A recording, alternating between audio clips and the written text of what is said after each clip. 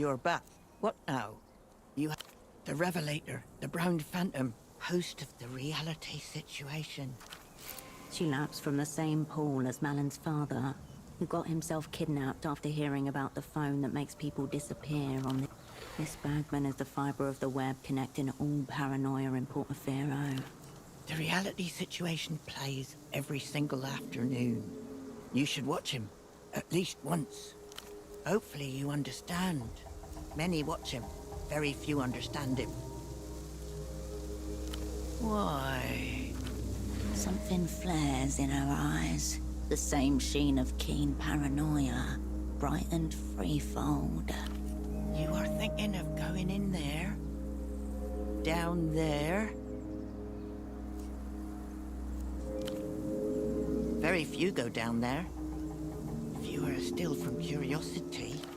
Insane, but not a fool. She intuits some other purpose. Breed, yes. Of course. You know what is down there, don't you? The things they breed in the darkness.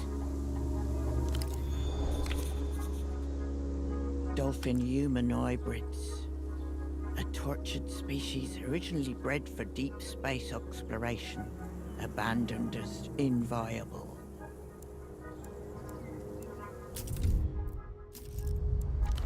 You look into her eyes. She's not on anything chemical, but nor is she sober. This is a different kind of high. So they say. Go find out. I'll wait here. She really wants you to explore the silo for her. It's not about the dolphins. There's something else here. I used to buy into the reality trap. How's it? Spend false time working to make false money. A bad joke. Yes, 2 of them and a husband. And I thought I loved them more than life. Need to focus on breaking out of reality. Somewhere in the streets of Keysok, a well-to-do teenager grips his little sister by the hand and scrutinizes the face of every beggar, every outcast squatting by a canal or hobbling through the alleys, wondering if, maybe... No. No sacrifice. They don't exist, so nothing to sacrifice. You... I doubt you exist. Pointless to wonder. Best to still yourself. There's nothing to contemplate here. Just the ramblings of a mad woman.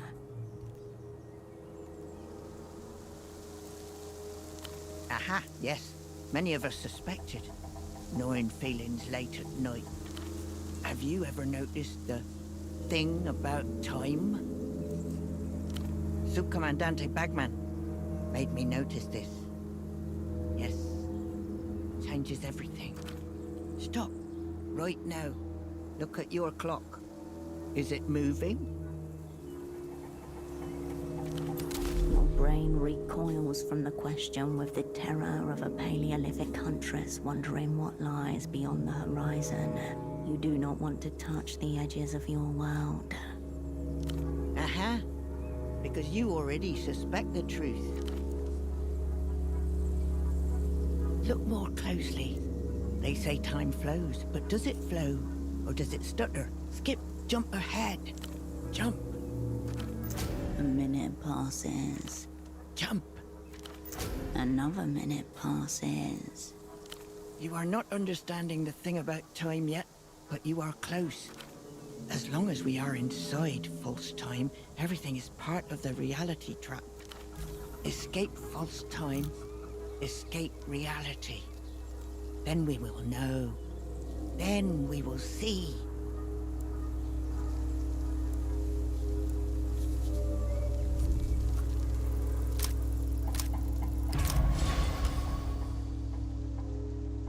You hear the wind whistling through the scant vegetation and metal ruins. You feel the agitated, all things that occur, like trying to meditate. Ah, you are too deep inside the trap. Yes, you are. Yes, remember.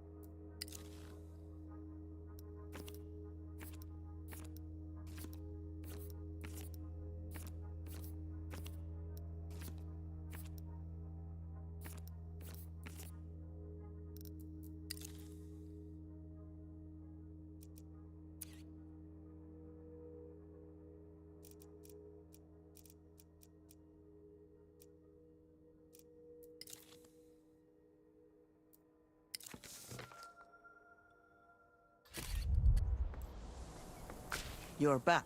What now? The Revelator. She laps from the same. Miss Bagman is the fibre of the... The reality situation. Hopefully you understand. Many watch him. Why? Something flared. You are thinking of going in there? Down there? Insane, but not a fool. Breed. You look into her eyes. She's not on anything chemical. So they say. She really wants... It's not about the dolphins. There's something else here. I used to spend false time working to make false money. A bad joke. Subcomandante Bagman made me realize. Aha, yes. Have you ever noticed the thing about Subcomandante? Stop. Your brain recoils from the question with the terror of... Aha. Jump. A minute passes. Jump. Another minute passes. You are not understanding the thing about time yet. As long as we are inside false time, escape false time, escape reality.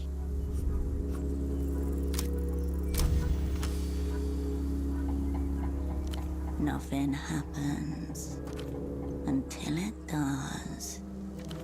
The Huntress balks. The fear inside her is the germ of that which one day will become religion, an intuition of powers existing beyond, outside her world. With every passing thought, with every passing action, time passes. There is no flow to be experienced, only a stillness punctuated by moments of action. You could prolong the stillness forever. But if you do anything, even think about the stillness, then it jumps forwards without you even noticing.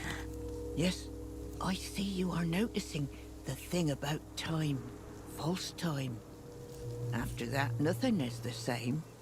Nothing can be real.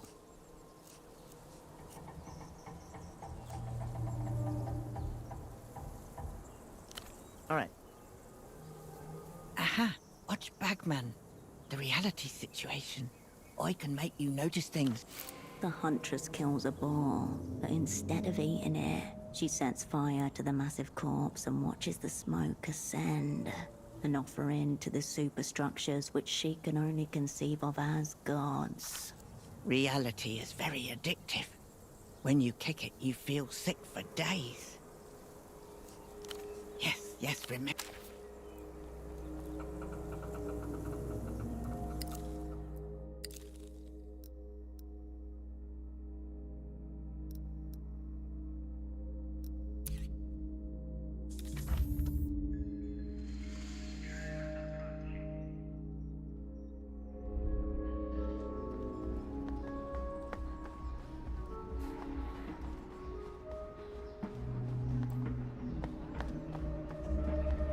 The machine is still soured by the piss smell way.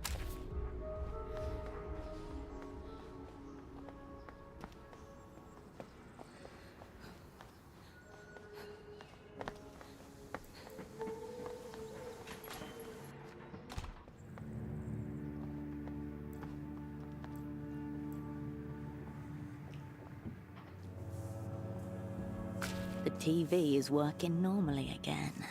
On the screen. The picture looks a lot better now. No! Shush! The bartender.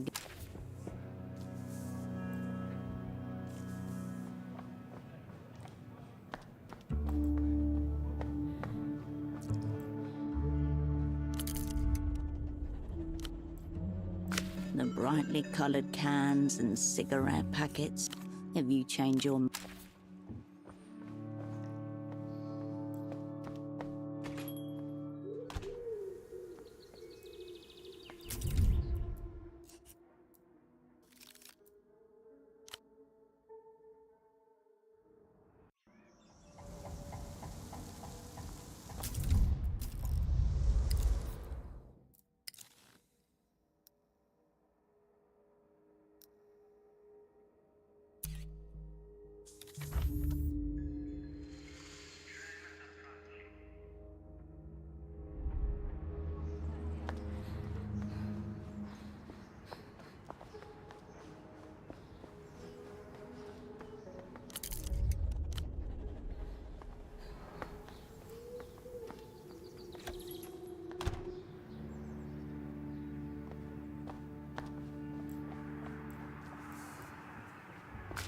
TV is working normally again. The picture looks a lot better now.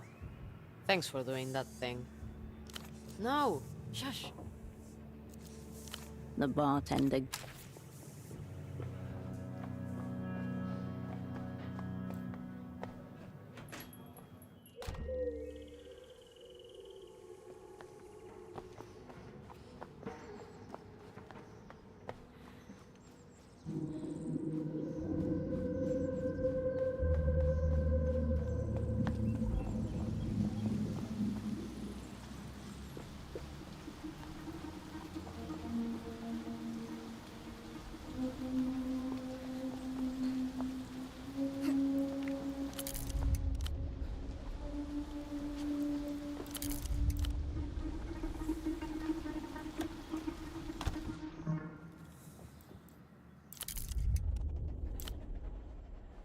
You have returned for trade.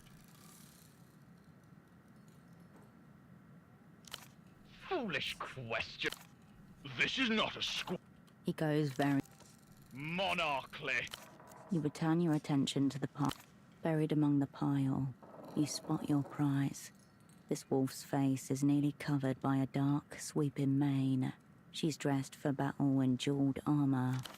On the side of the cup and curling lip, tears gather at the corners of her green eyes. The monkey bares his teeth at you.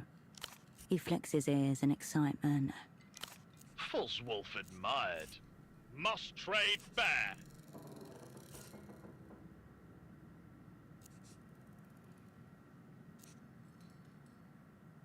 The monkey's eyes go wide. More hair.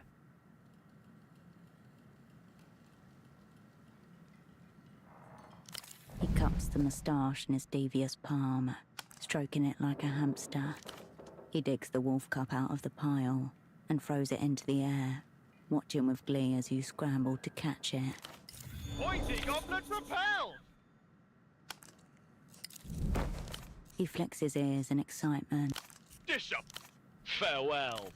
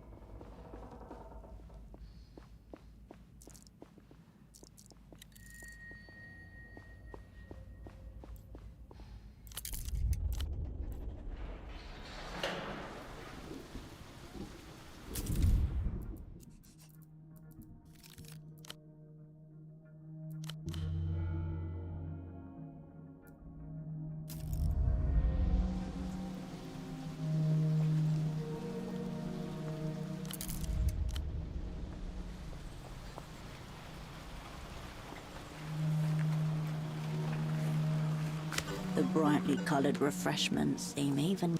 The refreshments.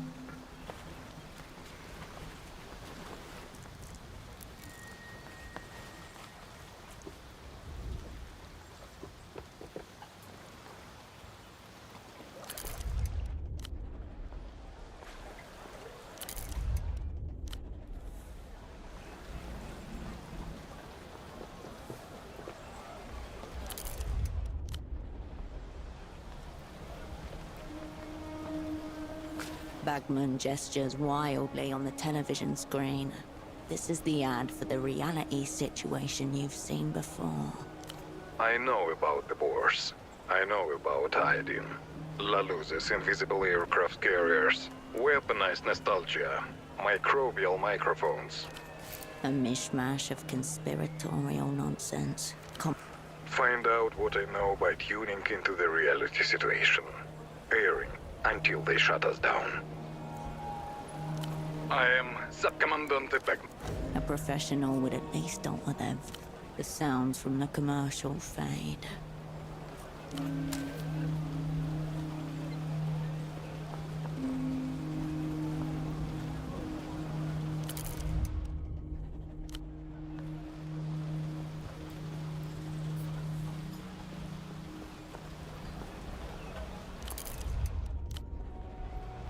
You step back to the town.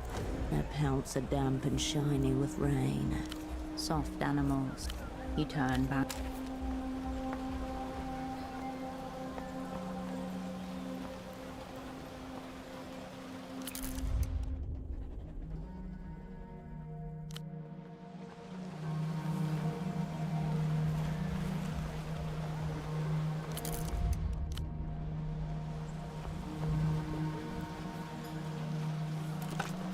You pick up the payphone's handset. A dolphin emblem smiles at you, its eyes wide. You step away from...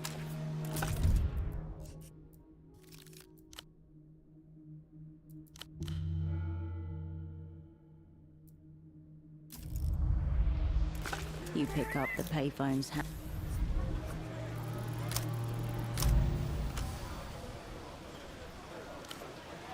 Intercoms. This is new. Speaking of which, you step away from.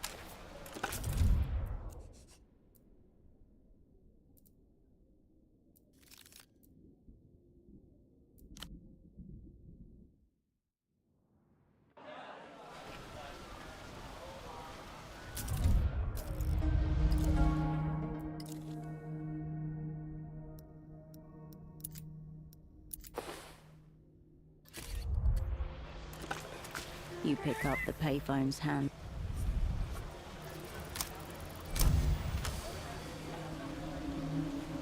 Step 1. Take the casing off the front housing with your screwdriver. After unscrewing the fastenings at each corner of the housing, you tug at the plastic until it reluctantly comes away. Step 2. Spin the dial on the right until you find the intercom frequency. Crackling electronic waves break against an anodic shore. A relay of chatter, invisible poetry that travels above and between the walking heads of the city. As you turn the dial, one word you hear makes you instinctively stop and...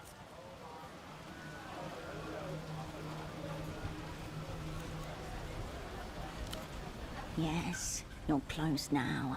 The final step begins with you saving this channel and giving it a number to streamline any future calls. Step 3. Hold down the lever with the word reserve above it for at least 3 seconds. In your ear, a voice. Connection reserved. Please input an 8-digit contact number that will be assigned to this channel. You will need to remember this number. No need to make it difficult.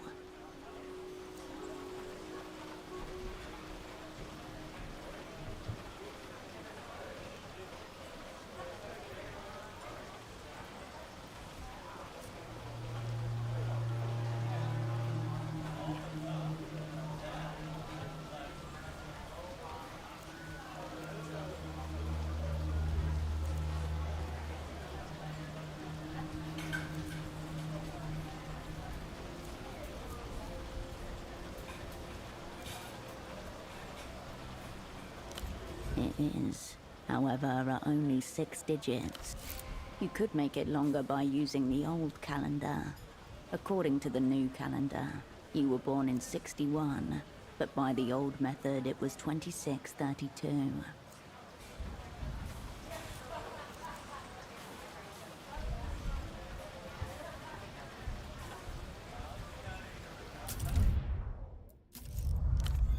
Number accepted, says the voice. Yes, what do you... Wait. Who's there? I can't see you. Or have my eyes at last renounced their function? Ah, it's you. I was sure you were dead. Supposedly. And you contrived some way to speak to me through this little box. What do you want?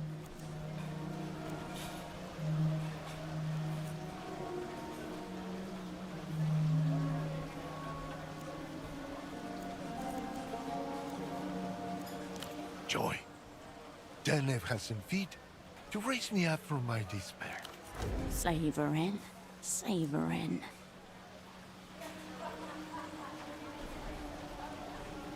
I suspected as much, of course. But tell me, why does your opera want to kill the Lucian Minister of Mass Culture? No judgment in his voice. His curiosity is innocent, almost childlike. No? Why should you? You're just the errant girl. So I'm to play the traitor's theme. Help a gang of communist thugs assassinate my friend and master, all to disrupt our brilliant march toward the final society. The line hums. Sure, Herschel. No problem.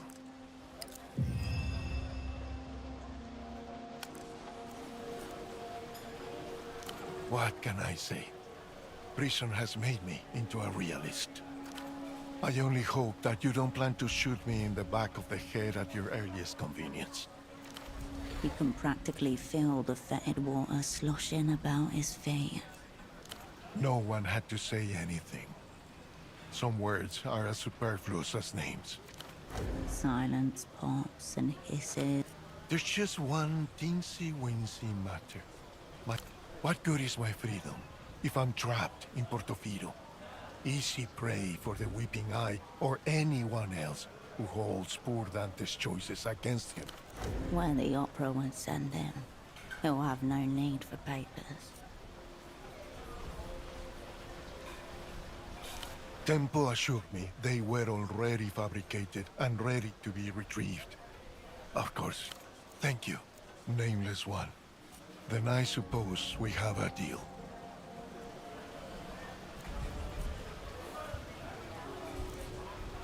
See, I was true to my word. What do you make of our techno-glories? A tale as old as Anonimo himself. May I ask where you found a suitable subject?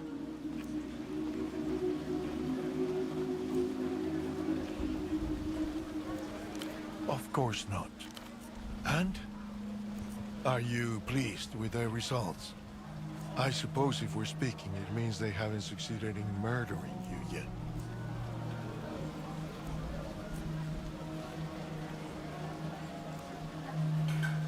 Can't really blame them. To be ripped from blissful eternity, I would say confusion is the natural response. I'm at your disposal.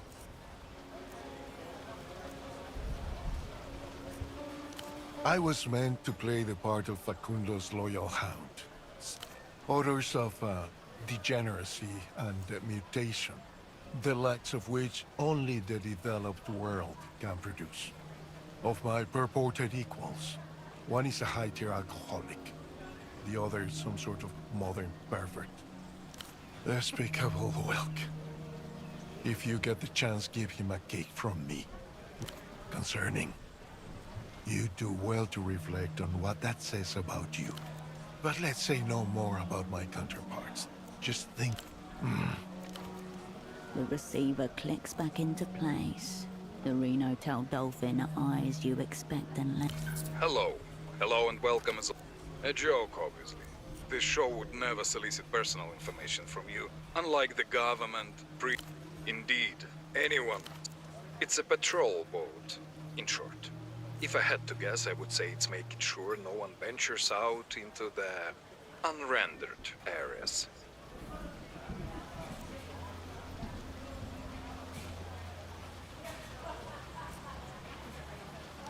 Reports of flashing lights upon the vessel. What else? Indeed, it's a patrol. Reports of what else? Salute. The receiver clicks back into place. You step away.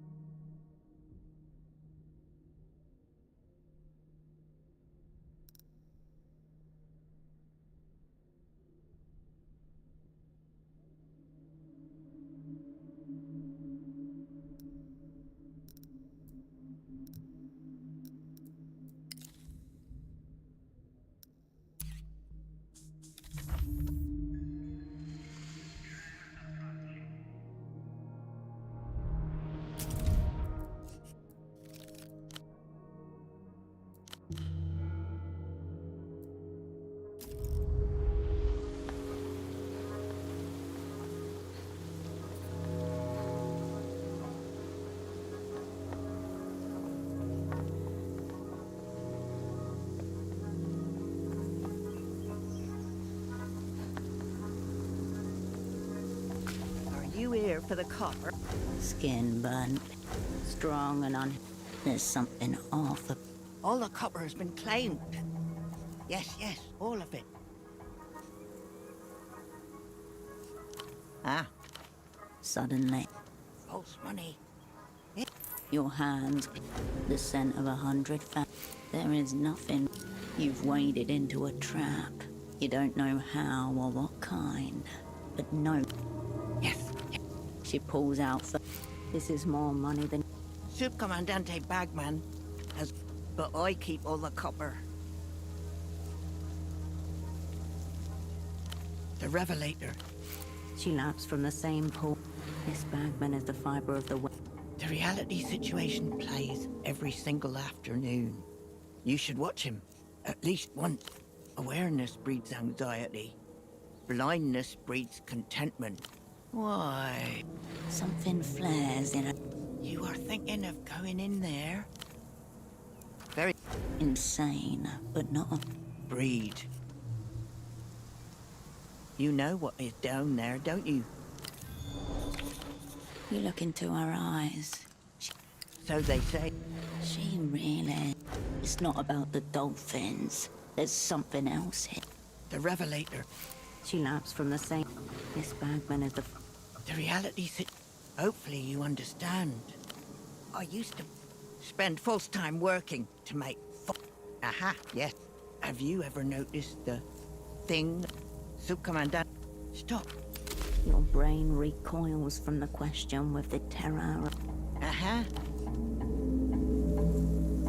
Jump. A minute passes. Jump. Another minute passes. You are not... As long as we escape false time, escape reality, then we will know. Then we will see.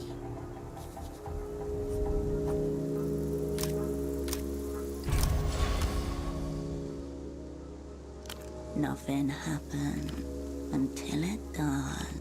The huntress balks, the fear inside. With every passing fall, there is no flow to be. You could prolong this, but if you do anything, even think about the stillness, Yes, I see you are noticing the thing about time. False time. After that... All right. the huntress kills a boar. Reality is very addictive. When you kick it. The Revelator. She laps from the same... This bagman is the fight. The reality situation plays every lap. Just the beginning. Just as time is false, if... Strip enough illusions away, and you will be left with nothing. Not even the barest trappings of personhood. Subcommandante Bagman freed me. He can help free you as well. Hopefully you understand. Yes, yes, remember. You're back. What? The Revelator. She laps from the same... This bagman is the... The reality situation plays every single afternoon. Hopefully you understand. Yes, yes,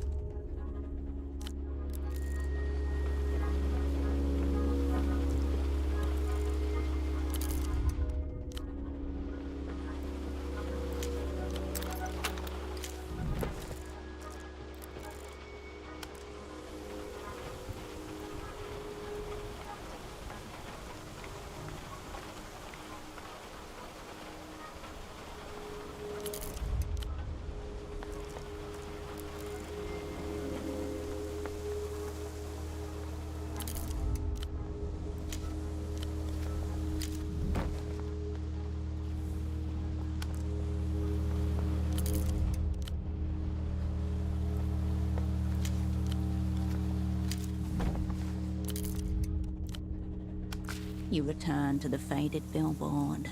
All around you.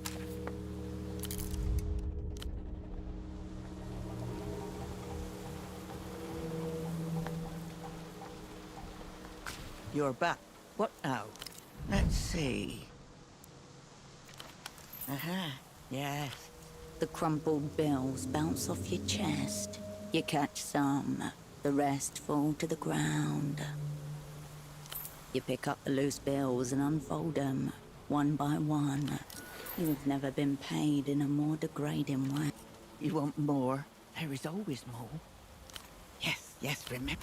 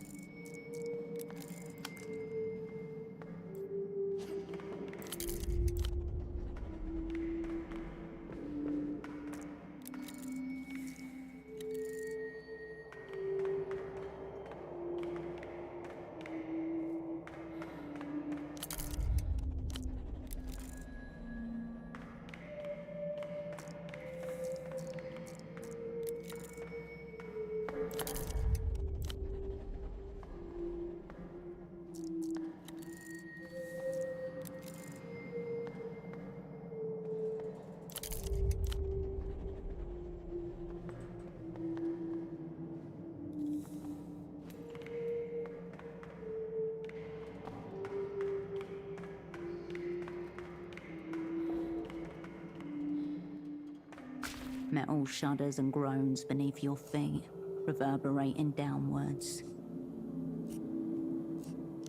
Abandoned, dusty, throated by concrete.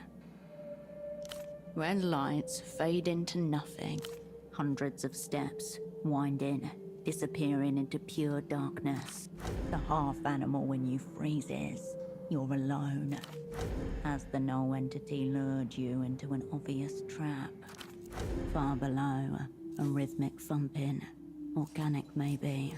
And is that the smell of sweat you detect? You look at the metal between your feet, a square grid that cannot contain the emptiness that surrounds.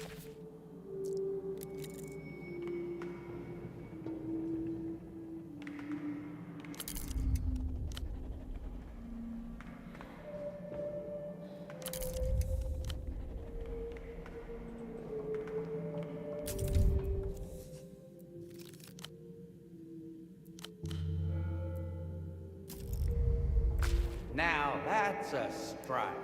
That's a grand stride. Oh, hey, bud. Now, how'd a friendly face like yours end up here?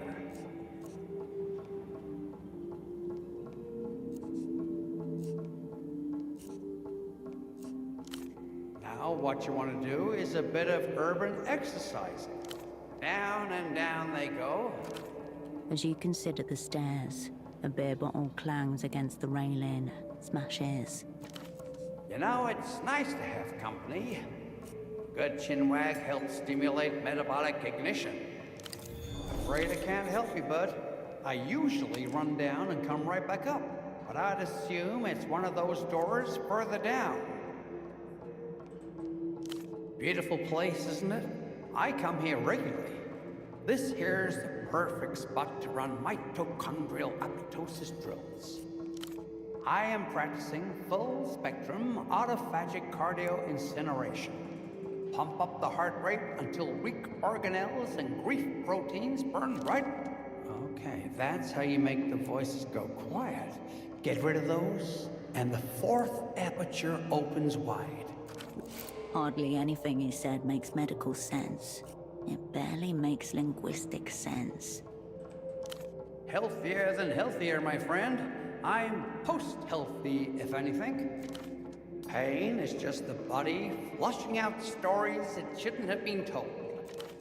Pain is a nociceptive signal, a response triggered by actual or perceived tissue damage. That's from the tough cycle full system flush. Sweat, cry, piss, shake. I'm a bit worried about you, bud. You remind me of the old me back when I was working. And that slumped thoracic spine for one. But the biggest problem's obvious. It's your... If only. There's plenty of past shame too. Situation's worse than I feared then. I hope you don't take umbrage at my words, bud. I remember the days when bad thoughts slipped in right through the weak fiber. Does this fool doubt the resilience of the people's respiratory tract? That's how we make sense of the world. There's no need to fall for it.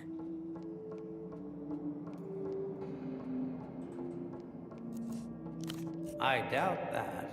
But this issue isn't really about me, is it, bud? If anything, it's about proving something to yourself. Well, if you insist, I'll be willing to see how far you can clear the loop. The top floor, when you come in, that's the loop.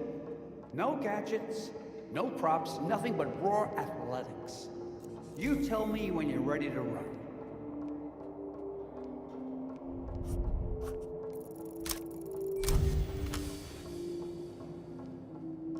Diagnostics complete. Ligaments primed. Heart rate nominal. Oh, yes. Ready?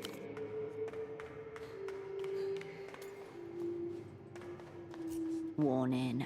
Vertical drop ahead. Torque and acceleration throttle due to survival drive. Provide vocal input to engage.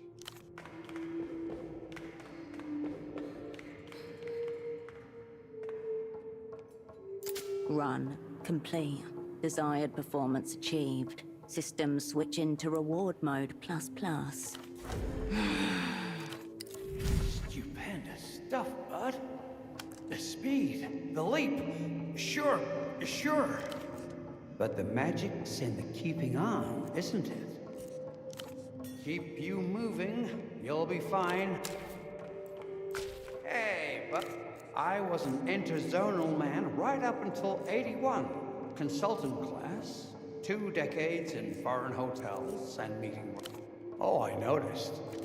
No need to be chilled.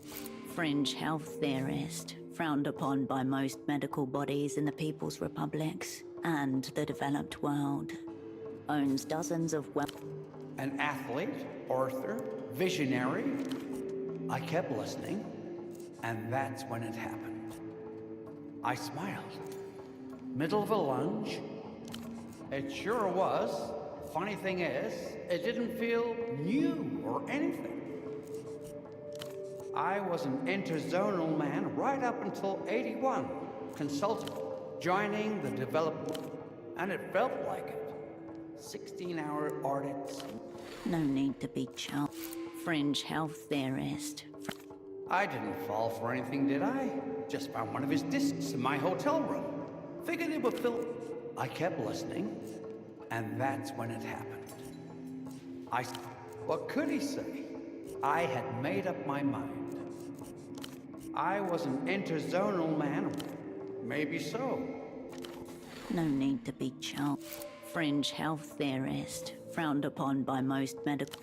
I didn't fall. I kept listening, but I had something else. Keep you.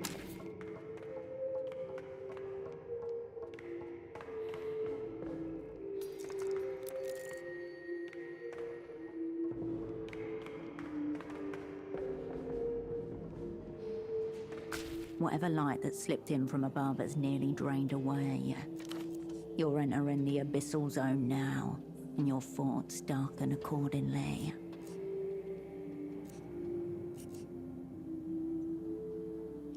The void is the universe at its most raw. It can questions that some would attribute to life's meaning.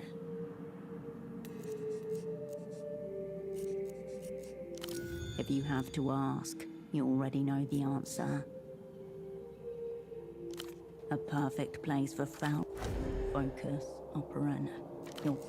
The air grows cold.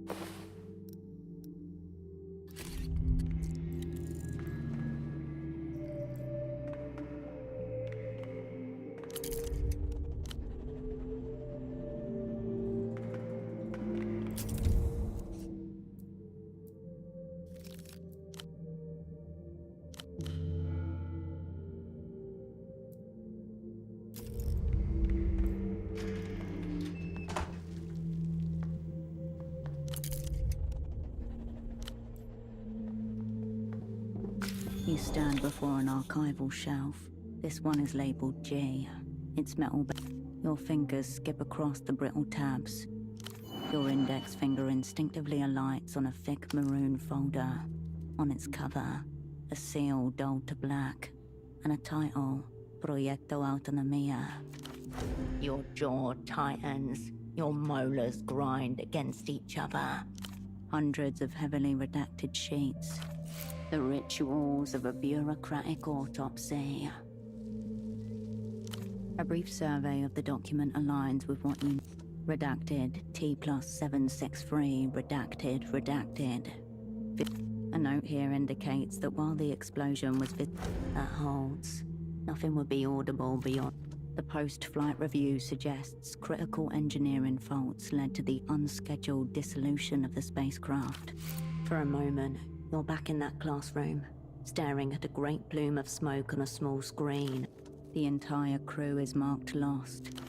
1. Commander Esteban Roque, Flight Operations. 2. Lieutenant Ilya Markov. One of these things is not like the others. Dr. Straniak's responsibilities are listed as maintaining crew morale, horrifically vague, yet ominous. In the weeks before launch, he conducted multiple psychological evaluations of his fellow crew members. The assessments are grouped and associated with each member of the crew. Commander Roque's self-worth tied to performance. While Dr. Straniak has concerns about Markov's dissociative tendencies, he suspects the trait may ultimately be beneficial. According to the remarks, enter in sustained, prolonged host-reception state during which minimal This isn't any psychology you recognize. It's all esoteric neuroscience and qualia. Across all three assessments, the language is strikingly consistent. The doctor circled his last name twice and wrote below it, Grenzen sind Illusionen, alles sich zurück. Boundaries are illusions. Everything looks back. It's the motto of the Polytechnic University of Trefe, one of the most advanced and controversial experimental psychology departments in the world. At the bottom of the page, a note.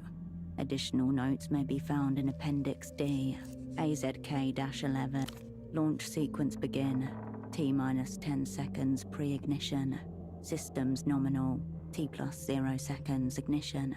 T+85. T+150 seconds main engine cut. A jagged cathedral, wreathed in smoke and flame. Luminous. Eyes meet across the cabin. The same terror and wonder reflected as metal screams around them. T+243 seconds. Readings remain optimal as the orbital velocity is typically achieved at the 8-minute mark. T+292 seconds. Reception lost. Discrepancy. What of the timestamp from earlier? It was nested among redactions. But not you. You flip back to the executive summary. Redacted, T+763, redacted. A difference of almost 9 minutes. Tucked in another page's corner, among unlabeled indices and hundreds of references, plus 848 seconds, redacted. Plus 12 days, 21 hours, 53 minutes and 33 seconds. By the final timestamp, a footnote pointing to a document. See SUP housekeeping and transmission storage. HK. A little bell inside goes. Ding ding. It must be here somewhere. You go over what feels like every folder on the shelf. The other shelves around you seem to lean in. You let the old shelf.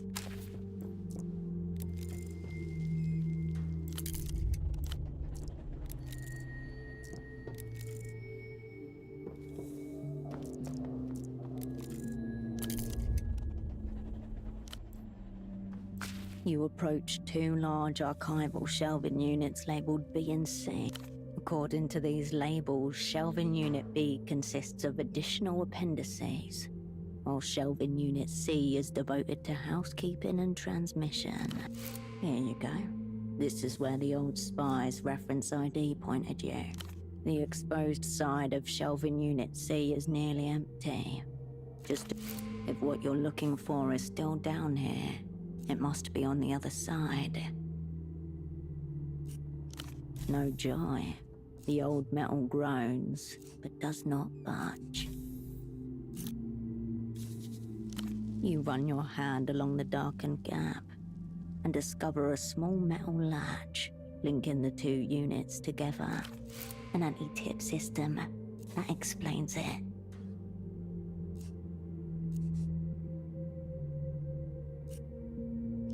You disengage the lock on this shelf.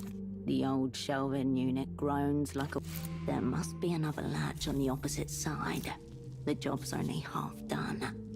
The control panel hums in the corner, low and constant.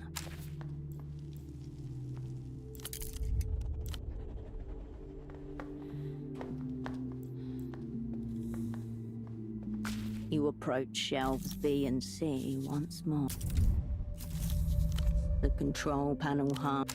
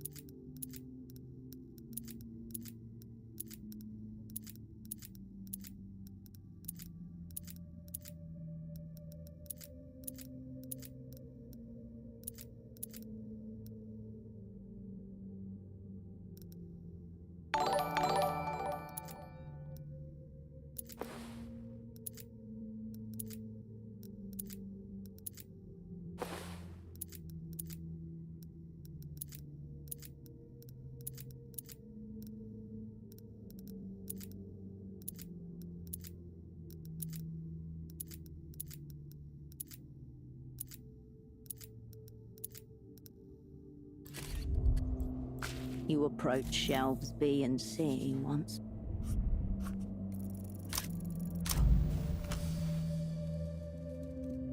You stare at the hatch under the operator's panel, unsure. The control panel.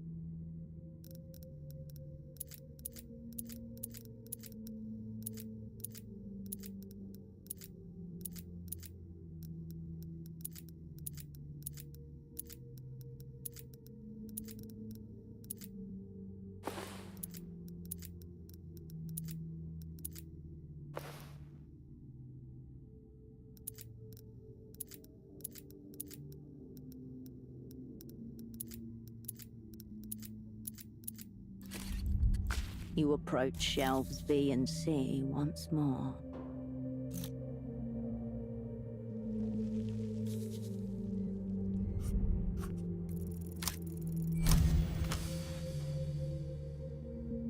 You pop a small hatch open and slip your hands into the warm cavity. Inside, a motor sits exposed, humming lightly. Nice. The rail bus connector links every shelf here via the tracks. Force them into maintenance mode and their contents are yours. Go ahead. Tinkerer's choice. You hook your thumb under the release tab's plastic lip and pull. The connector slides out with a dry scrape. By your feet, the rails crackle. Around you, motors begin humming in unison. The shelf slowly moves along the rails. As it settles into place, its neighbor follows suit.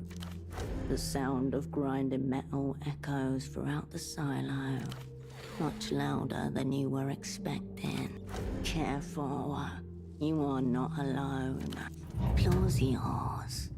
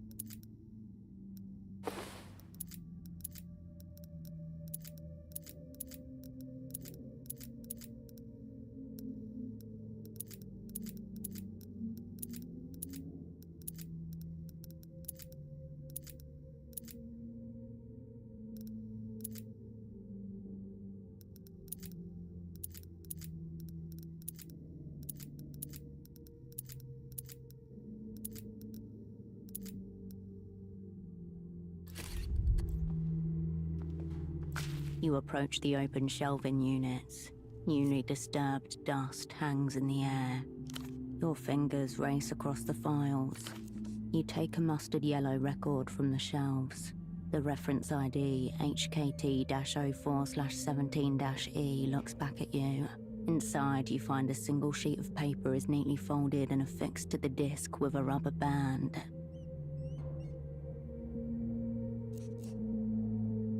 The rubber band is brittle and dry. The text reads, Summary of Contents, Transmissions from Satellite Autonomia. Under additional comments, someone has added, all contact C-17 deck. Crew presumed lost. So the trail ends here. Its casing is yellow, the disc inside nearly white. It's not like any other you've encountered. This is a U-matic. Are the form factors the same as any modern disk? The encoding method is entirely different. Your part in this exchange is done. The null entity had better come through. It will be a relief to get out. There is nothing more for you. There is nothing more for you.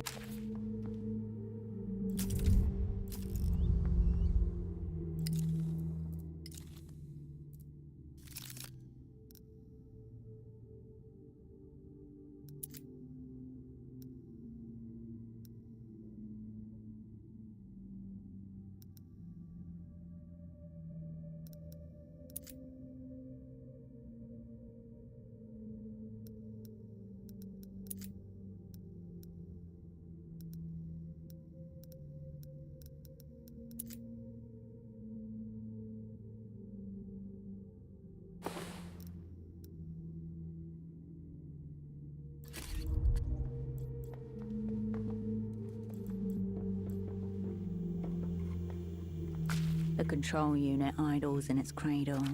No reason to fiddle with it at this point. Thank you for your service.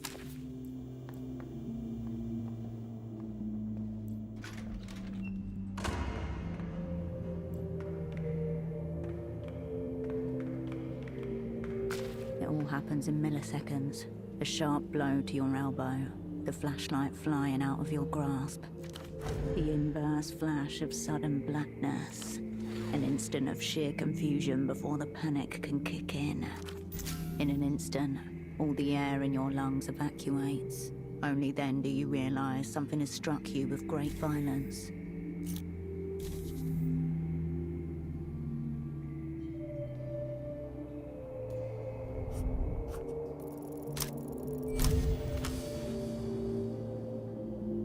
The body reacts quicker than the mind. You jab your elbow backwards as hard as you can. Ugh. Right in the fucking mouth. Painfully, the air re-enters your lungs. The relief is momentary. You feel the weight of your attacker upon you again, and a pair of strong hands begin to pat you down. Where is it? Where's the disc? No one else knows about the disc. How could your attacker be looking for it? Hold on. That sound. Was that crinkling paper?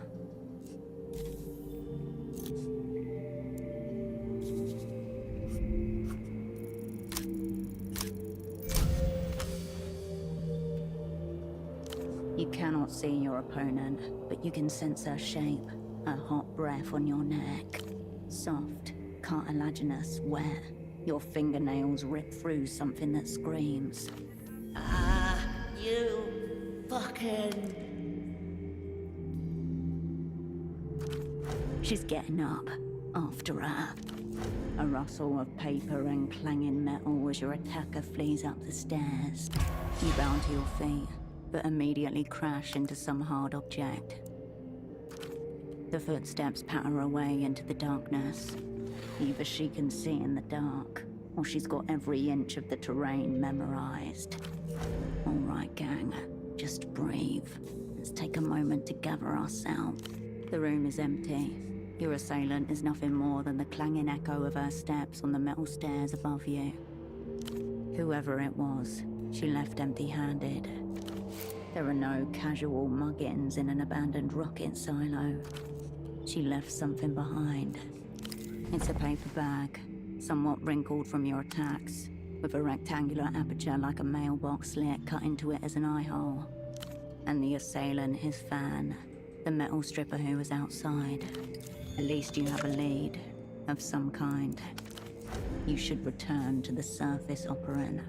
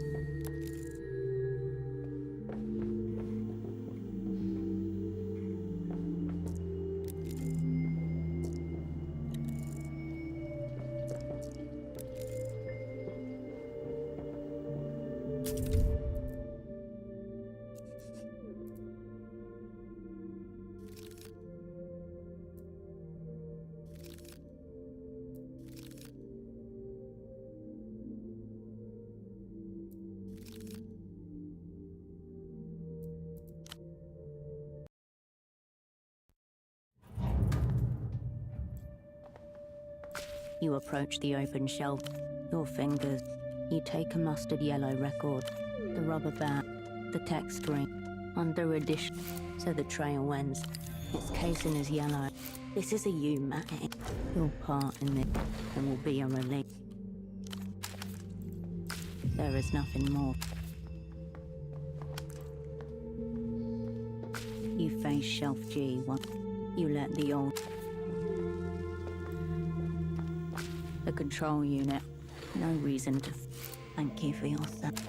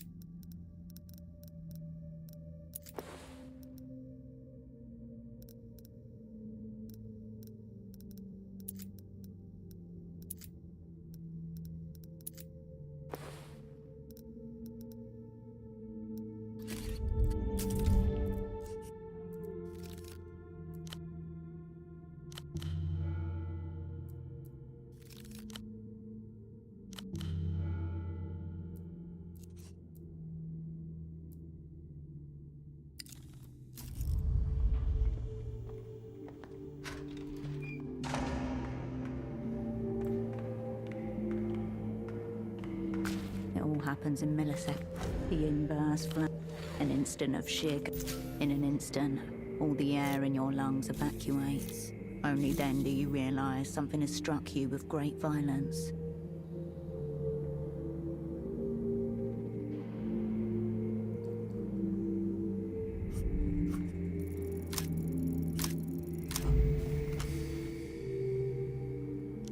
Your gut sinks with a sensation of grim inevitability. You take stock of your situation. It is not good. You are about to discover what happens to people who go silo exploring on their own. No air comes through. Vacuum sealed. Your airways convulse feebly. Breathless, sightless, caught off guard. Something crawls onto your back and straddles you. Cold, strong limbs begin to palpate your anatomy. Putrid seafood breath, warm on your nape and the tendrils of a watery alien intelligence. You realize what it is only once it's already on top of you, patting you down and gibbering. The dolphin-human hybrid.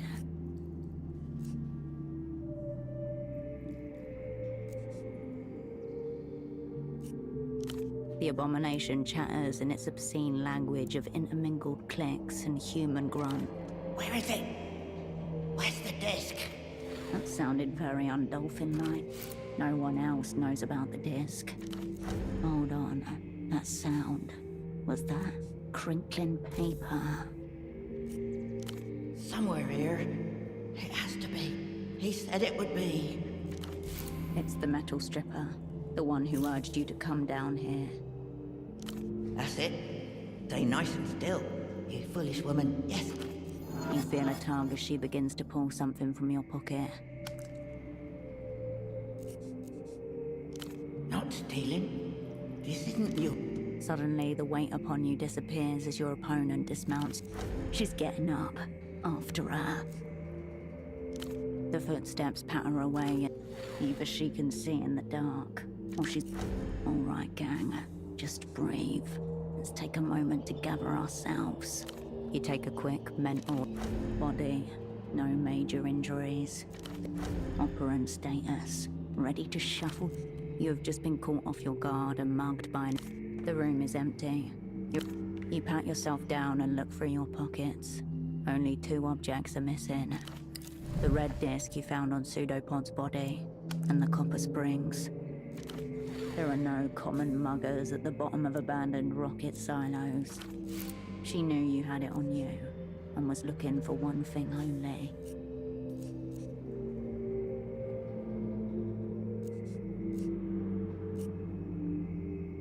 The question remains, why? You have been too public in who you talk to about an artifact that effectively zeroed out a fellow operant. Even she left something behind.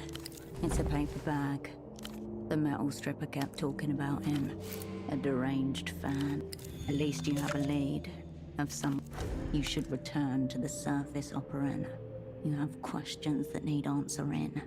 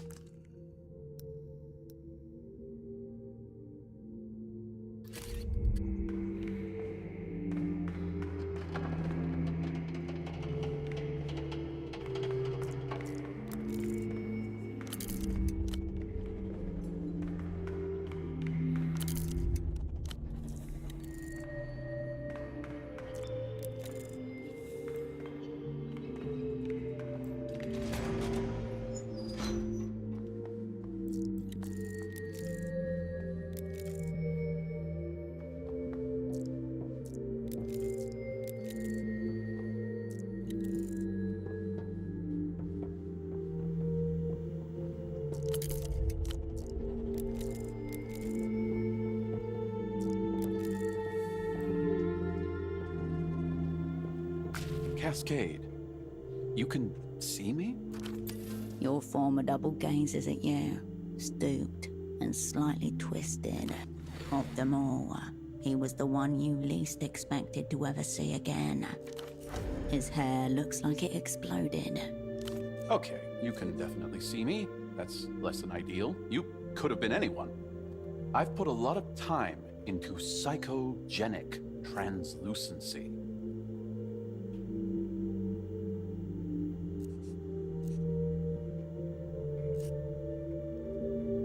Yet another attempted dismantling by they. He takes you in with a blank expression.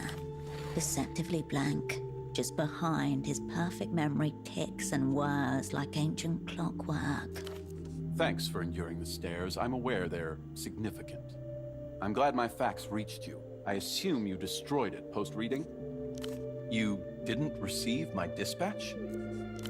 So, as we stand here talking, there is currently a sensitive Miho communique abandoned in the receiver tray of Photo 24's public fax machine. How did he know you were there? Cognitively enhanced stagecraft. The dark arts of the opera's remembrancer division. Much storied, often unsuccessful. It said one thing. If you didn't get that fax, what are you doing down here? A laser beam of suspicion.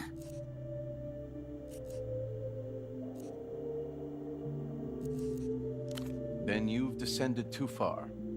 Unless you're referring to my memory. I'm going to trust you, Cascade, but I don't like repeating myself. My message read, Cascade, possess information, brackets, critical, close brackets. Go all the way down, Miho. Which, I believe, catches us up to the now. The dreaming glass already mid-tilt. A brief grin irradiates his pale face.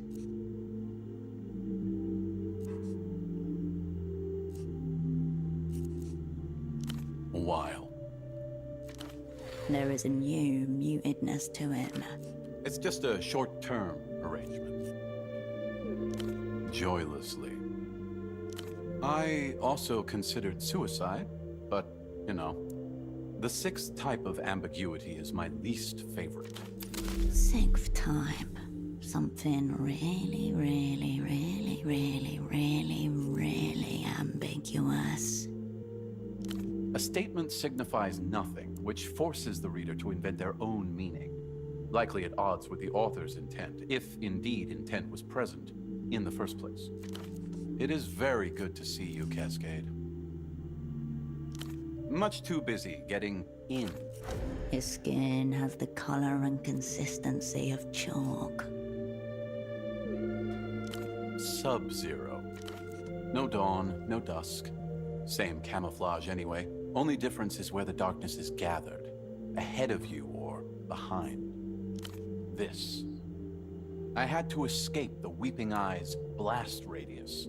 So I reckoned with our dismantling by going silo solo. A ghost in the system. Of course they did the very opposite. Their telephonic arch-narc, Melita, was nowhere to be heard. Whoa, whoa, whoa, easy.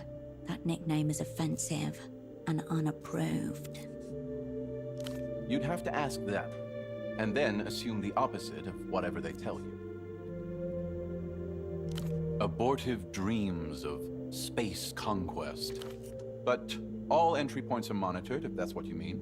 I have the description of every individual who has made it down here since my arrival.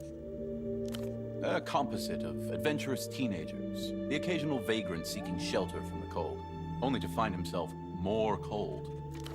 The only regular is the cardiovascular grandpa, who tries to stave off a fear of death by running up and down the stairs. I'm sure it doesn't help. Look around you, Cascade. Not many catch-ups going on 200 feet sub-terra. Siding with the enemy. Inevitable for someone like her. I can only imagine she's also gone full war crime denier.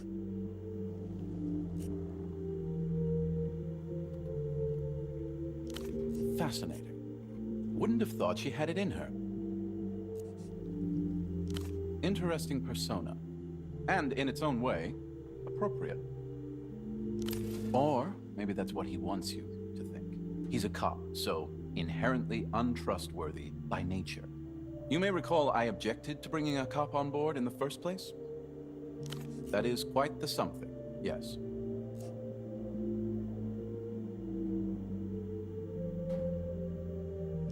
The specifics are irrelevant. You've been sniffing the opera's glue again, Cascade.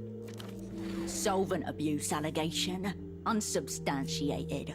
Hostile. They've got you on a new assignment already. I can practically smell your singed ion channels.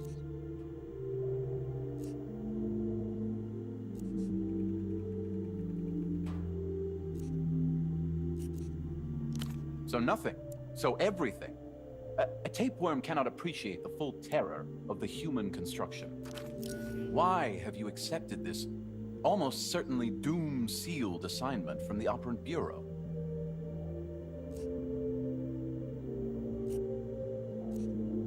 It's all a phantom limb, I think you'll find. The cosmic point.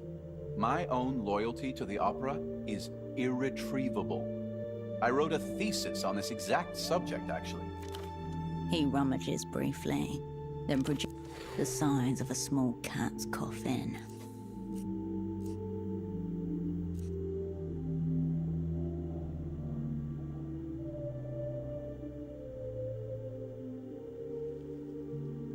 As you've probably gathered from its aura, this is a thermobaric-grade explosive document. Do not let it fall into the hands of its very subject. I don't care for meta-texts. Whatever gave you that idea?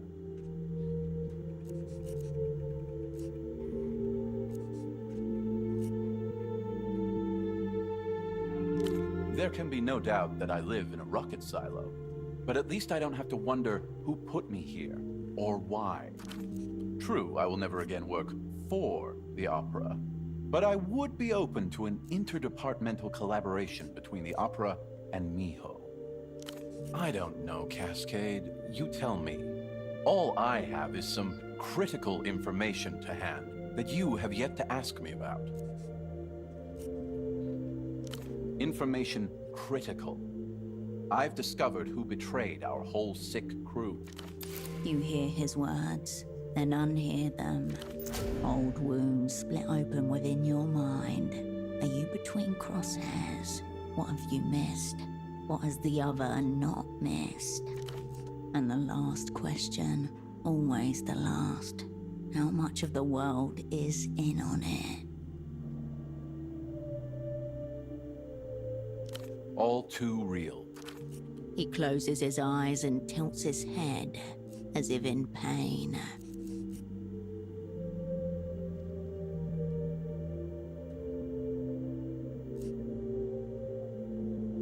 I haven't been down here for all this time playing cosmonaut, Cascade. Such crucial information should have been conveyed directly to the Operant Bureau. Absolute conviction behind his words. I'm eager to delve into the specifics of who turned us to searing dust, but can't commence an intra-agency collab without defined terms. Intra-agency? But there's only one agency. You joining Miho, and Miho riding Shadow Shotgun with the Operant Bureau. He keeps mentioning this Miho thing. Monaxial intelligence and hermetic operations. Hold on. Monoaxial. Hermetic. This is literally just him. Your old bandmate's gone and tried his hand at a solo career. Your former double stares at you and lifts his eyebrows slightly. It's an acronym?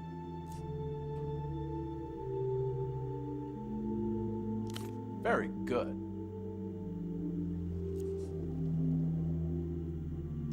No.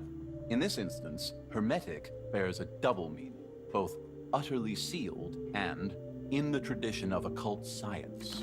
That is probably the word I'm most proud of in the acronym. Thank you for highlighting it. Miho is a brand new counterintelligence agency, one devoted to the pursuit of absolute reality through supracognitive espionage. In a dark basement in Novessa, a female controller in her mid-30s stifles an inexplicable urge to push a palm into her face.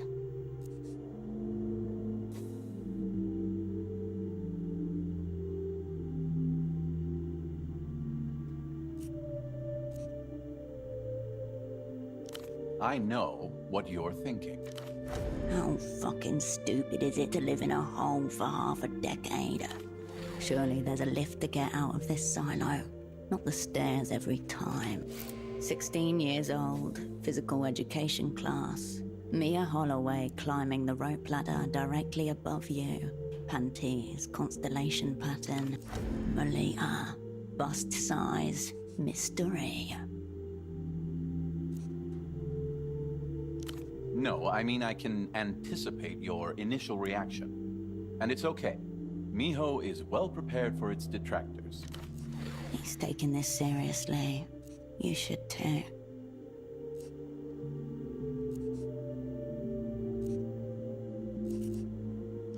Really? I thought... Anyway, yes. Great.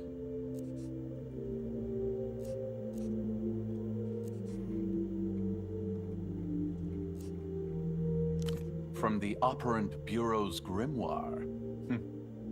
Advanced is doing a lot of heavy lifting there. They should drop that, and maybe drop the cognitive part too while they're at it. I mean, come on, Cascade, it's the opera. But sure, do tell.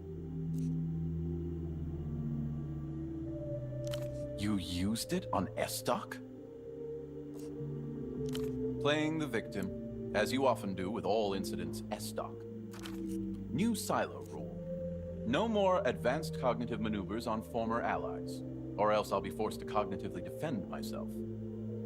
I presume you mean you blended in? Not that...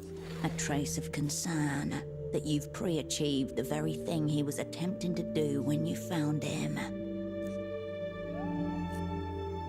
No, I'm glad the opera's baby invisibility served you well. Miho will certainly take it into account. You are speaking with its director. Due to security and communication concerns, Miho's director is also its sole representative. Miho is gangless. From a one-man intelligence agency. Typical remembrance her histrionics. Just me. For now. It's a practicality. Please, elaborate. Maybe he should have been better at spying then. A shade of jealousy. I've heard of sonic torture apparatus, of course, but never a complete zero-out kit contained within a disc. Unlikely. At its zenith, astral assassination won't require a disc, or any medium. Miho's Disembodiers division are close to a breakthrough on that front. Though, I'm now irksomely curious about what may have been on this disc. The children's musical entertainer. Interesting. The long shadow of Cicatriz Frontera finds us even here. This could indeed be some prime Lusian schemery. If you have time, please submit a full report to Miho Command, and be sure to mark it Director Only. How do you mean? Well, to be honest, Cascade, Miho's development, while advanced, has stalled somewhat.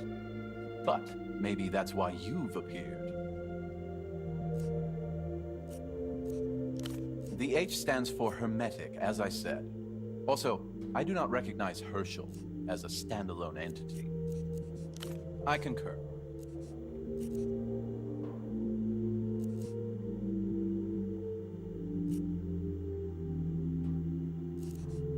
Excellent idea, Cascade. Miho would assist you in completing the assignment, while you would join Miho as the agency's first special asset. A shocking demotion. Rung number 1 on the ladder of being. I would act as assignment lead for Miho, you would act as assignment lead for the opera, and therefore assignment lead for the assignment. We will never once speak of our collaboration.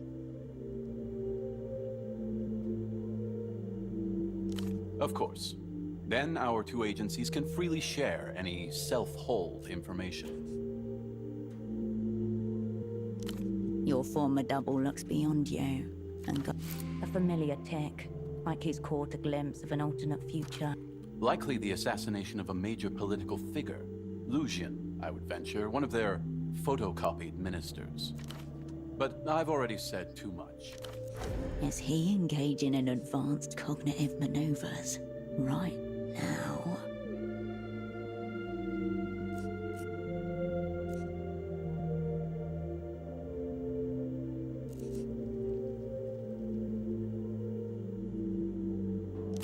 Good thing I brought all my chips. There is my proposition. An interdepartmental collaboration. You... Temporary asset. He has lost his mind. There is nothing temporary about Operant Cascade.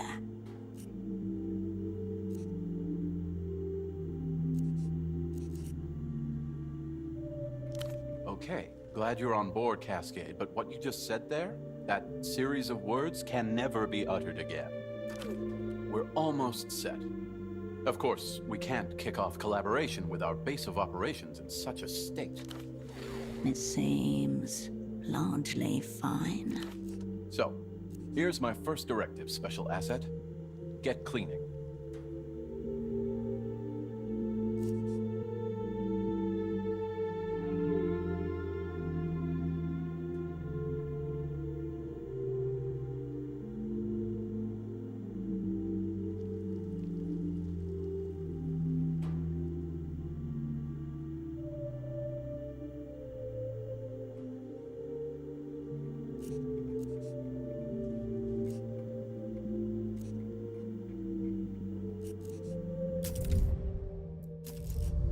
On the contrary, the stakes are sky high, Cascade. As I said, oversee.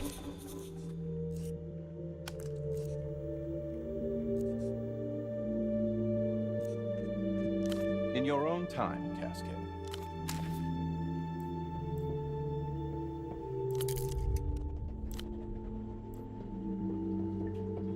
A dark patch of glistening mold curls up, damp, slightly raised. Oh, the mold has a vague and irregular shape, like black splotches of malignancy on an X-ray. Yellow tendrils streak a slime claw, Viscerum polycephalum, to be short-lived mold phase, circa 63. 1,000 skinny antennas. The tendrils seem to favor seams and stress lines rather than smooth concrete. Solid operant instincts.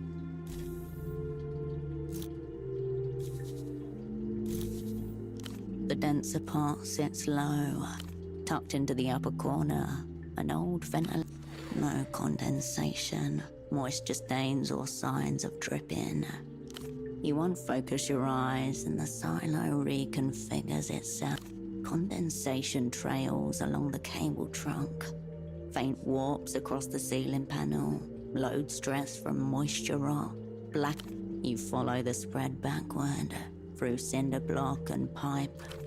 It started in sub-level 3. Rose like a prayer through ducts and electrical chases. A slow fungal liturgy. There's a second silo underneath this one now. Soft, wet, and dreaming.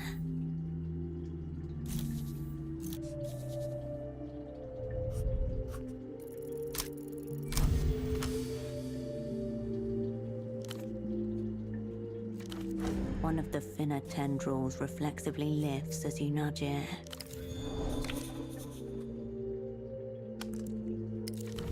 This needs a specialist, or at least someone specialist adjacent. A doctor might be a good first bet. You turn away from them.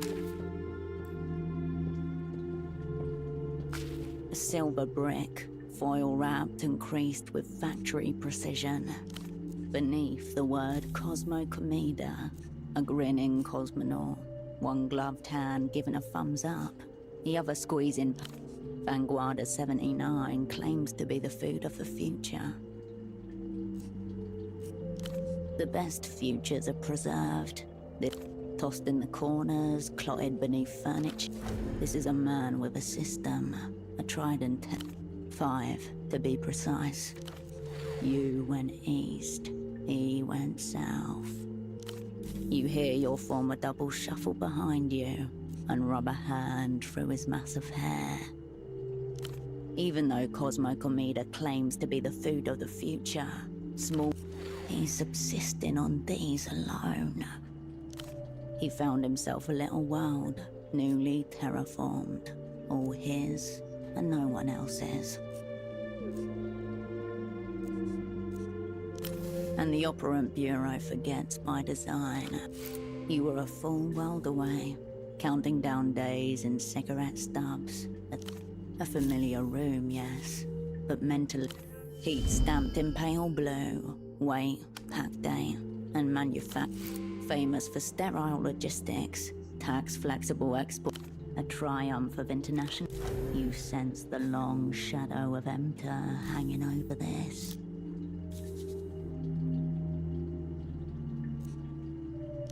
The packet makes a light.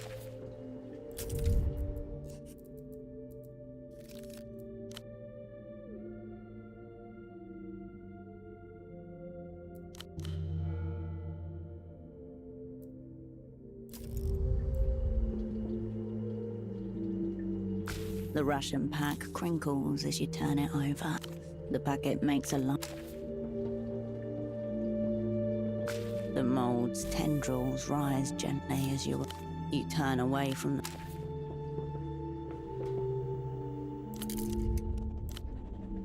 A typed page lies upside down in a stack of similarly formatted files. The cover reads, Remote Viewing Testimonial, N28.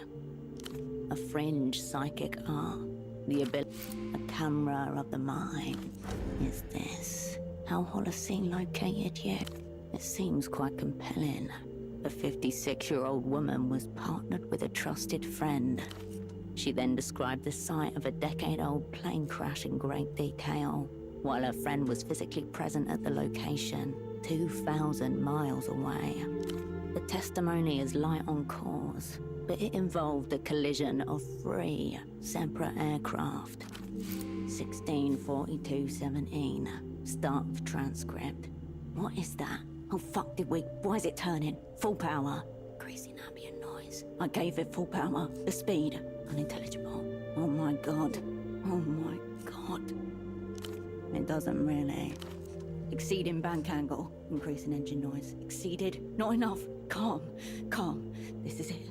Oh, please, God. Oh no. I can't see. 16:44:54. End of transcript. At the very least, he is RV curious. Your former double catches your eye, then looks down and pats the floor with... Good job, Cascade. Getting the hang of it. It feels like 1,000 eyes are on you as...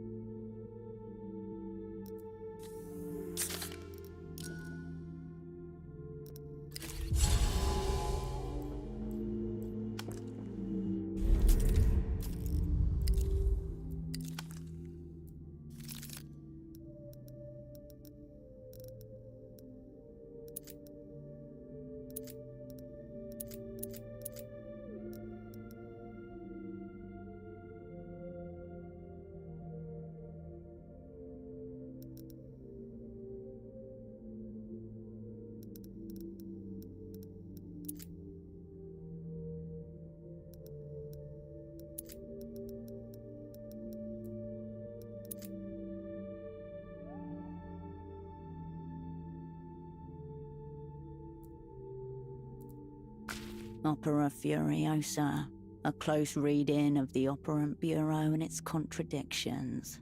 Or, Strewn in Constellation, second thoughts on the collective frontier. Looming behind the cover page, each page a wall of dense, precise text, locked in place with academic violence. The impenetrable block of text shows no clear way in, no stepping stones towards legibility. Black bars of redactions beset you at all sides. Numerous lines of inquiry, all of which, however, can be distilled down to a single question. To what can we attribute the Operant Bureau's relative lack of projection power? Put simply, why is the Opera not mopping the floor? The Opera has unofficially been considered the last come, last served among the world's 3 leading intelligence agencies for at least 2 decades. You flip a few dozen pages on and pluck out. As though seeking to remake the agency in his own image, under Twichitov's leadership, the Operant Bureau transformed into an onanistic organization. That is, one that exists solely to satisfy its own circular pleasures. Roger Klaus Twichitov, Director General of the Operant Bureau from... Opera? More like slopera. Ruthless critique is one thing, but that's just uncalled for. All intrinsic to the self-propagating nature of containment mania. In layman's terms, if the Opera were a human being, a psychiatrist would diagnose them as being addicted to self-sabotage, a true master of own goals.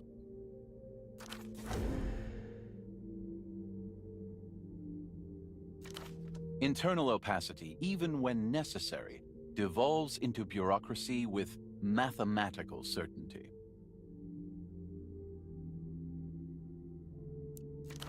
It follows that an agency run by a being such as Twichitov, a vision-bereft bureaucrat at heart, regardless of assent, would view, unlike cancer, neurodegenerative disease, and rigor mortis, things that actually progress, a development whose terminal stage is the adversary within. That is, a psychic limbo in which the operant is forced to treat all information, even, and perhaps especially that which is opera-provided, as distrust as a replicating sickness.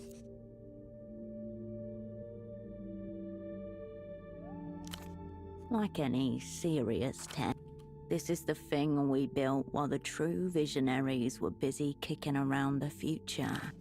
Chairman Kivy to the Unkurt National Party Congress. Strong opening hook, tonally ominous. Holocene is electing to keep secrets from the world. And why would someone redact something they wrote from themselves? Big thesis, big secrets. You'd have to ask Holocene. Gossip hounds shamefully feasting at the esteemed director's graveside. You land on a chapter titled The Torrent of One. Torrent kind of sounds like. This section, spanning 20-odd pages, drills down, focusing on a single operand. Holocene considers the career, decisions, and strategic patterns of your skin prickles, core. Over their career, Operant, henceforth known as Operant C, demonstrated an innate faculty for the craft and tremendous capacity for leadership. Accordingly, He wrote a case study about you. Operant C's talents, regrettably, are only matched by a tremendous capacity for self-sabotage. Withdraws into abstract contemplations, processing events at a remove. What may pass for thoughtfulness is estrangement from consequence, a habit that forfeits actual presence. The result is a vapid, stakeless engagement with the work at hand. Exploitable, too. A detachment from reality, a constant zoom out of perspective. I do not wish to indict a fellow operant, but to cement a larger point, one that affects all operants. The Operant Bureau itself is to blame for what assignment failed. It couldn't help but fail. Assuming Operant C survived the collapse, she was duly remanded to Satellite Facility B, aka... A sentence, unwritten yet palpable. The ideal agency, one worthy of trust, could amplify competence and care for ailing pathologies. But here, what starts as aptitude or temperament quickly producing the long-term casualties that prop up its own structural monstrosity.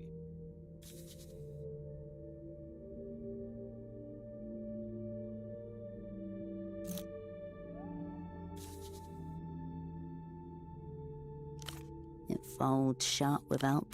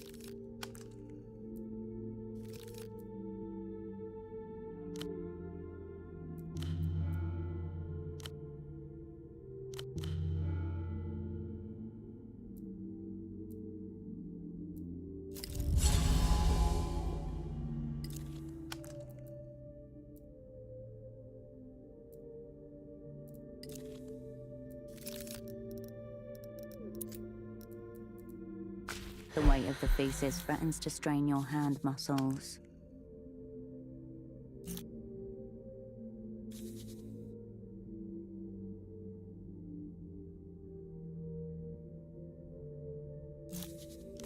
It folds.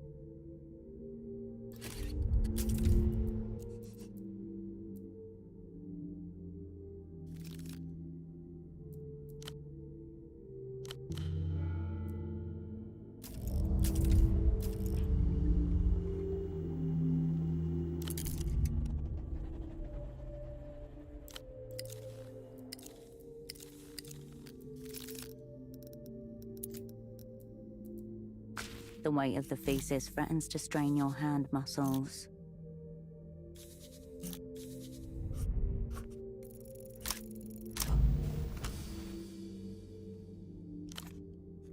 He thinks he's so... Given those parameters, only a map...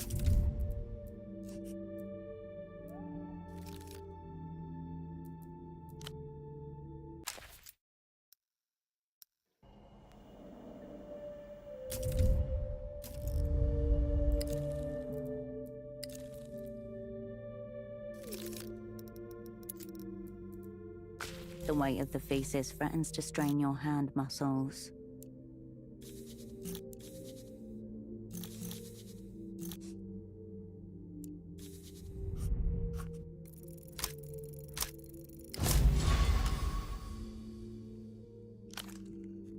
You think...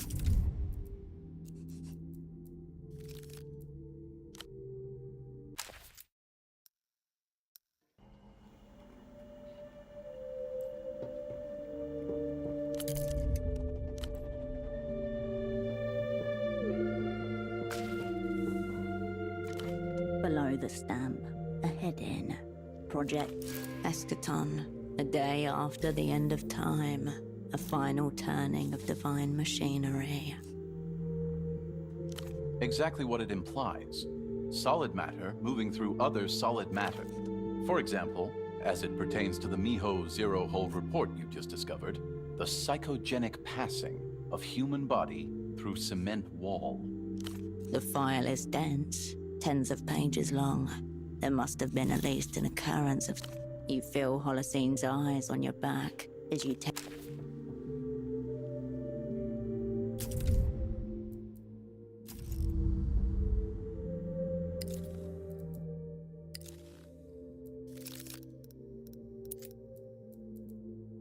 The weight of the feces threatens to strain...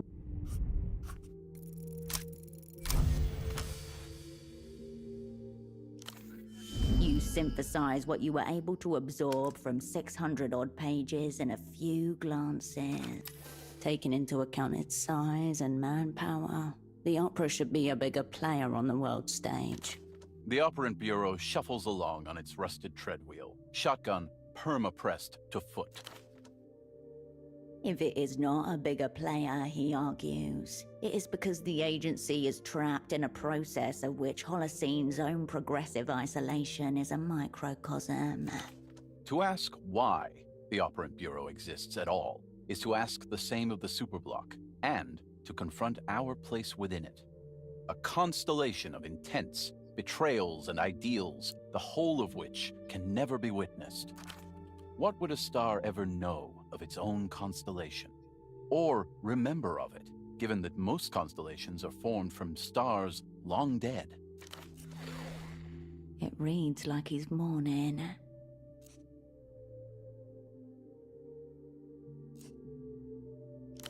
That assumption is part of what he is questioning. It is not trust he is looking for, but a shared ground.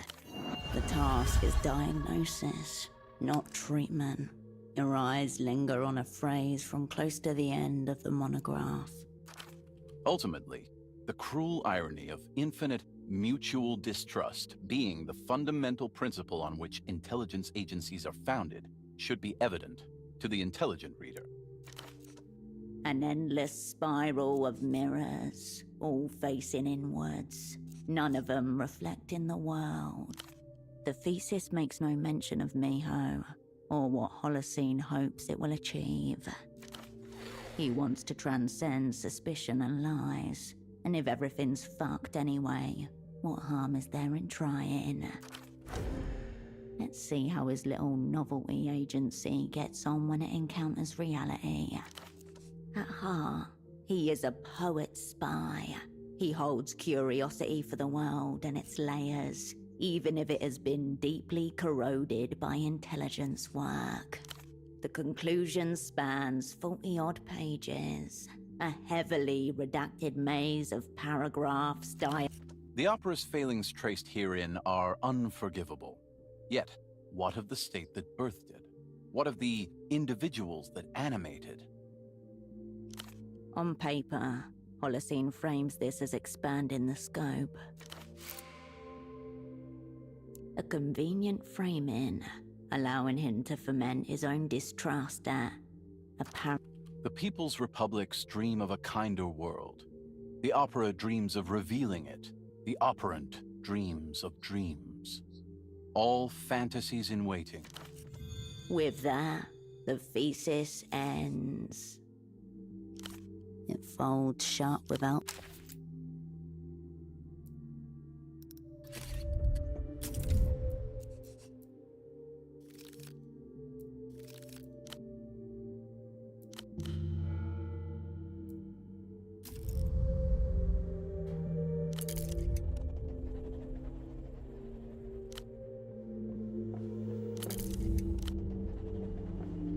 The Russian pack crinkles as you turn it over.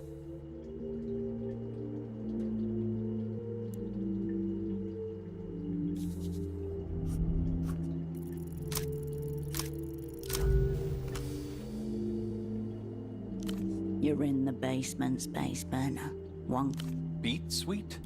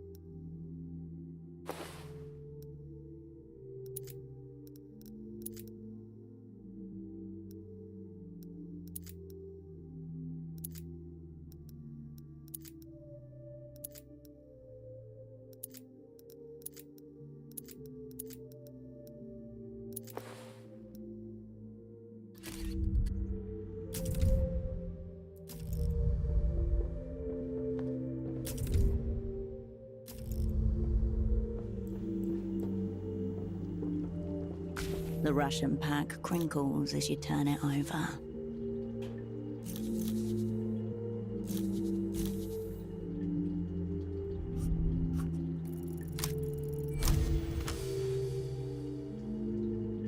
This is not about cleaning.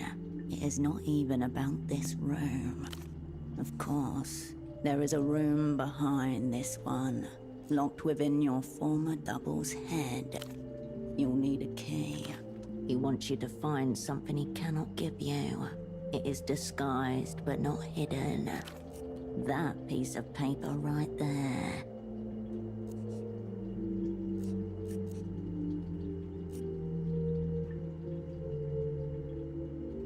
Maybe, or maybe, this is not about cleaning. It is not even about this. There's enough in this box for a month of austere survival. You pocket the freeze-dried rations. Please, help yourself, Cascade.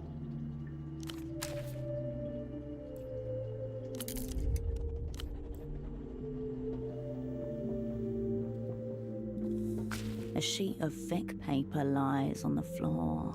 Impossible consonant clusters assault your mind's ear.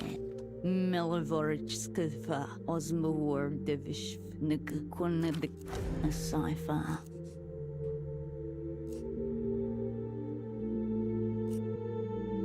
One glance. Beside you, a gradual upshift in Hollis. Almost certain.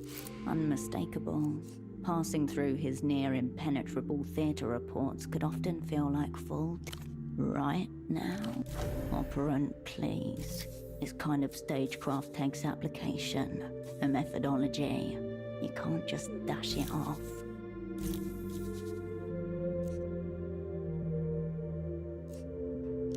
Its secrets will keep. One glance beside you, almost unmistakable. Passing through his neck, you refold the paper and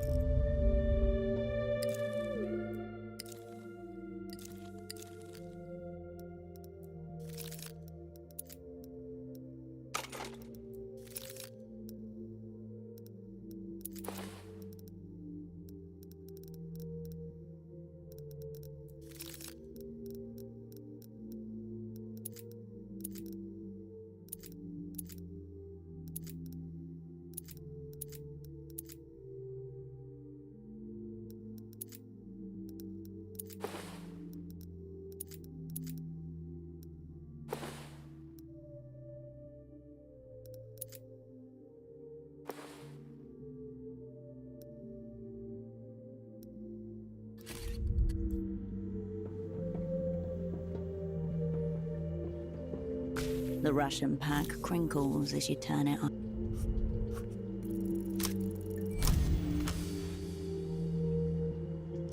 This is not about cleaning.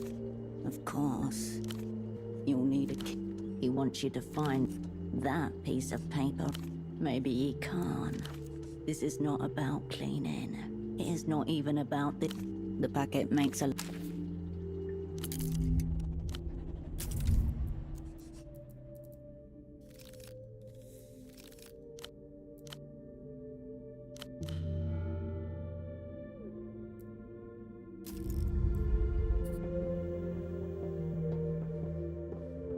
A sheet of thick, impossible Milivor, a cipher. Right now, operant, please. This kind of stagecraft takes application. That's the attitude.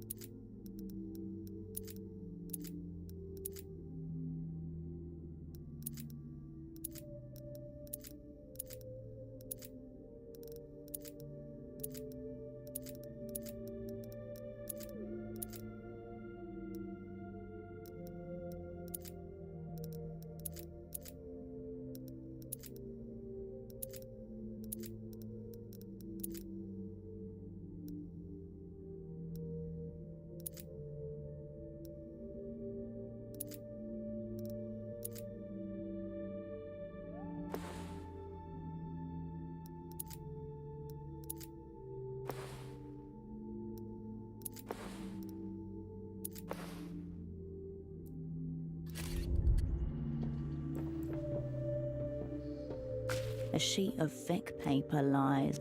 Impossible consonant. Milivor. A cipher.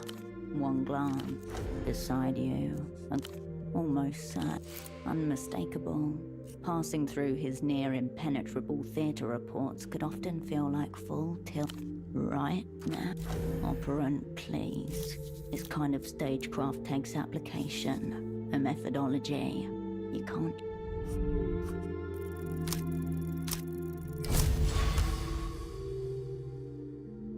Endless lines trace and retrace, frenzied scribbles from the tangle of scribbles. Shapes form, break, reform. It's not that you're forcing the code to conform to your language. You are learning the new language. Yes. You feel a pulsating the first two letters. I, T. That's it. But there is order to all this. There is a way forward, and it follows a certain school of logic. Slapped, dashed, and self-congratulated. A flying start indeed. You refold the paper and slip it into your pocket. Well, the room situation is much improved, Cascade. Very clean. Fine job.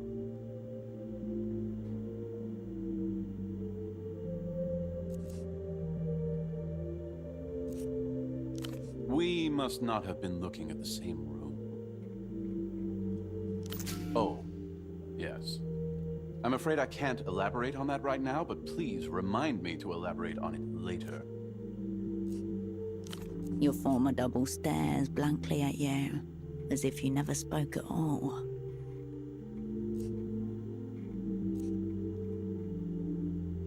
A thorough clean will always turn up expected and completely mundane items. And coincidence is a story we tell ourselves. Stop the ride. We want off. Holocene unfolds his dressing gown, and then folds it again. High time for another Cosmo ration. How many have I had today? It's hard to keep track sometimes as they're so delicious. He runs a smoothing hand across his head. Miho's counter-analysis is the finest in the hemisphere, but its stagecraft is amateur at present. Your former double rubs his neck and... I've tolerated the cardiovascular grandpa too long. I should zero him out to fortify operational security. You have found an answer, Cascade. Is that an answer? Behind his gaze, he is cast in iron. I sense our collaboration is already off to a strong start. Now, please, in your own time, get out and let me enjoy my nice clean room. With a firm hand, he motions to the silo door and stares at it, unblinking. Apologies for my bluntness. Thank you for the cleanup, Cascade. Your efforts are appreciated. Anything else before you jog on?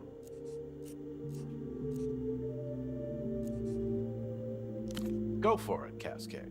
But please interact with any agency debris you've discovered far away from our operational headquarters.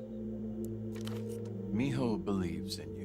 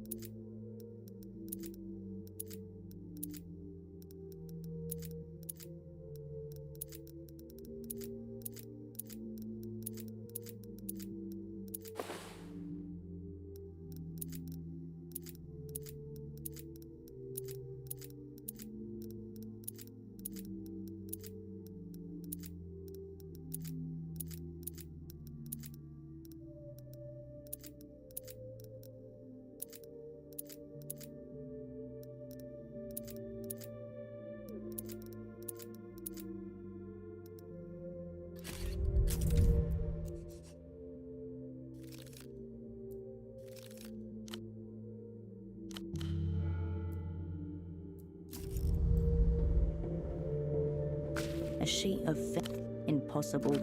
Millivore. A cipher. One glance beside you. Almost unmistakable. Pass it. Right. Operant, please. This kind of stagecraft takes application.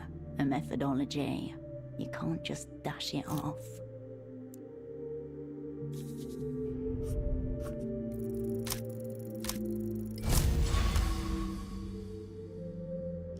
Endless lines trace and retrace from the tangle of scribbles, shapes. Yes, you feel the first two letters. I. That's it. But there is order to all this. Slapped, dashed, and self-congratulated. A fluff. You refold the paper and slip it into your... Well, the room situation is much... We must not have been... Oh, yes. This is a case of... Your former doubles. A thorough clean... Stop the rot. Your former... I've tolerated... You run... Miho's counter... Holocene. High time for another Cosmo ration. How many have I had? You have found an answer, Cascade. Behind his gaze, he is... I sense our collaboration. With a firm hand, he motions to the silo door. Instead, We'll get to all that. his voice is in the cipher now. Anything else before you... You did. I'm sure you have questions.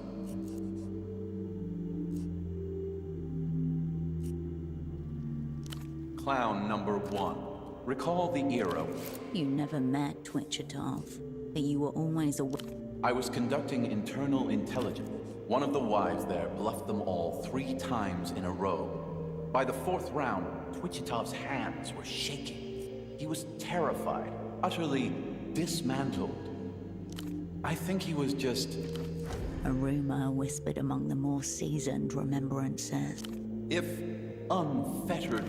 As yet undiscovered enemies certainly made it appear. He also lost half the opera's center hold files in a different, illicit stakes card game. A figment of a react. So, yes, Cascade. About you? I'm not sure what you mean, Cascade. Did you see your cryptonym mentioned? Let it go.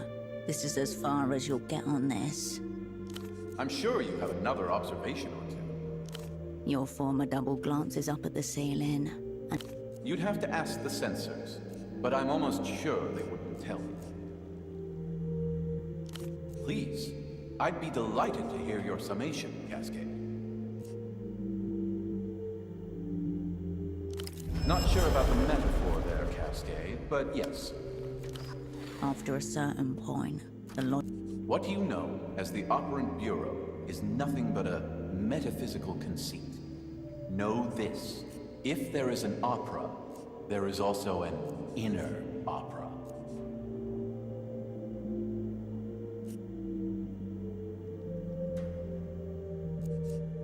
The negative image of its outer intention. Silver salts burned by light, then stained with dark. I fear I know I might be too. Have another look when you can, Cascade. I think it really starts screaming on the second read.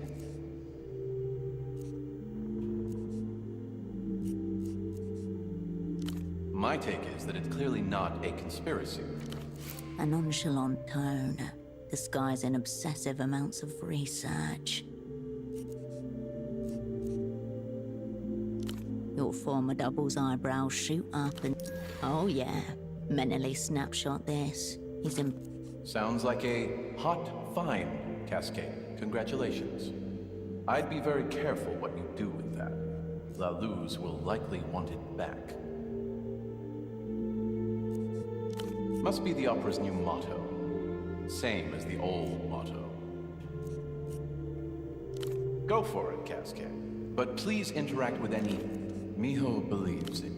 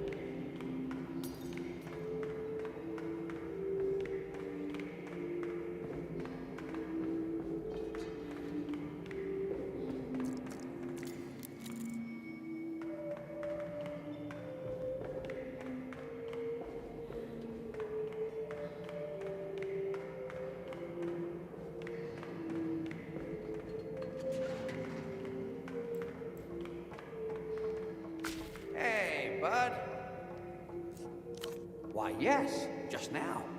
A lady came barreling past, almost missed her. A thief. Oh, and with the pace she was going, I doubt you'll catch up to her. She's one of them scrappers. You can tell by the non-ergonomic rags. Poor things usually gathering copper out front. No, that mad dash for the exit's the first time I've seen her inside the silo, in fact. There's plenty of side entrances and emergency. Good luck catching her, bud. You look a bit pale, bud. What happened? Quite the heavy load for a staircase. But then again, you've humored me enough, bud. I'll spare you my ramblings. I'm just sorry the stairs didn't work for you.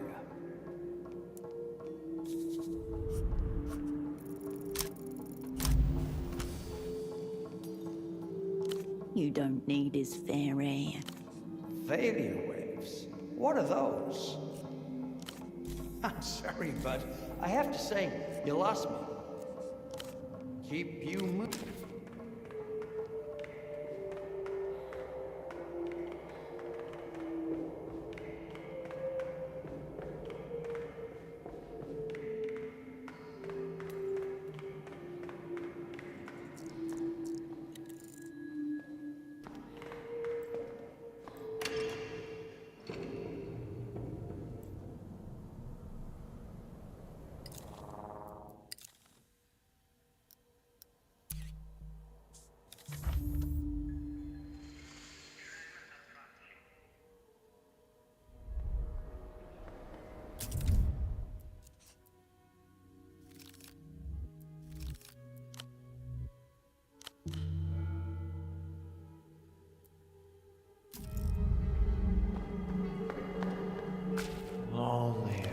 His half-hooded eyes struggle to locate yours. Goodbye. The machine is still sour. The piss smell.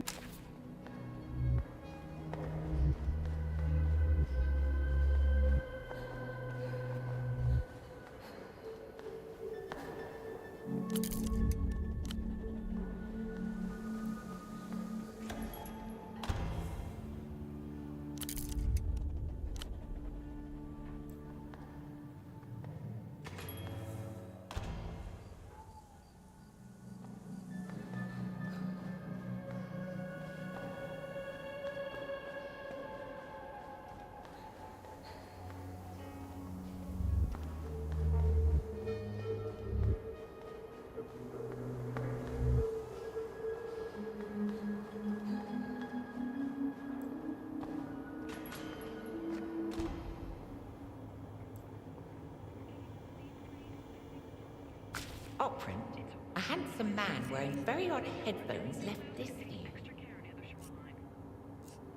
I didn't know that was your type of thing, Cascade. The little Lusian witch parade. Ultravioletta, the postcard. That doesn't surprise me. I'll be here if you...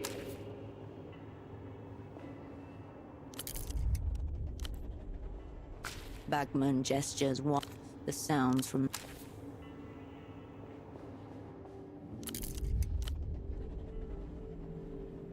He returned to the workbench.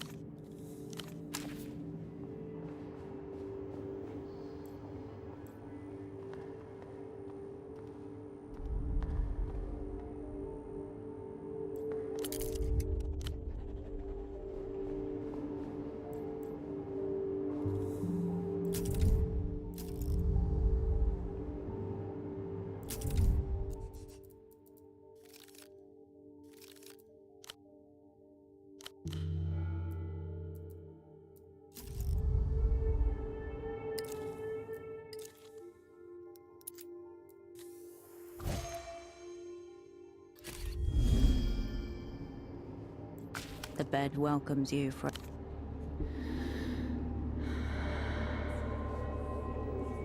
The stillness of the room quietens your mind as you settle down.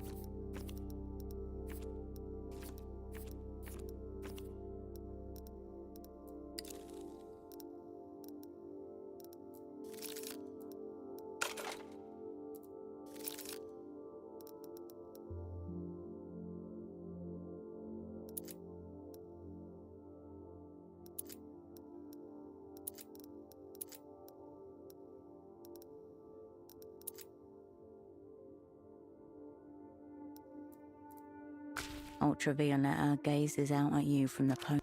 A pair of pilot goggles hangs around her neck. Expression unreadable, as if you caught her on the fringes of a dream. The best ones often are. Ultra's fly formation reads the electric text beneath her. Its fan club is factionalism. Resists the enemy's small, big character poster. On the back is a handwritten note to a fellow fan, fogged mirror, upstairs. This girl is one tier. Ultra culture. Do not forget this headphone, or possibly finish the. Either way, it appears transnational capital has come to the table. Will you take your seat across from him?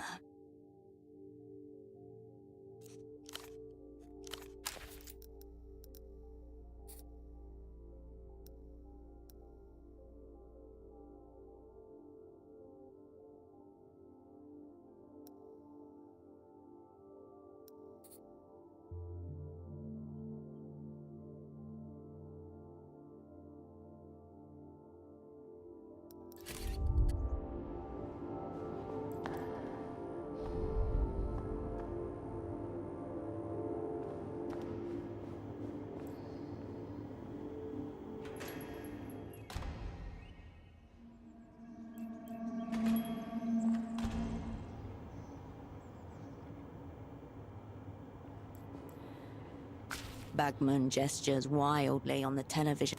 I am. A professional would at least. I know about. Find out what I know. The sounds from.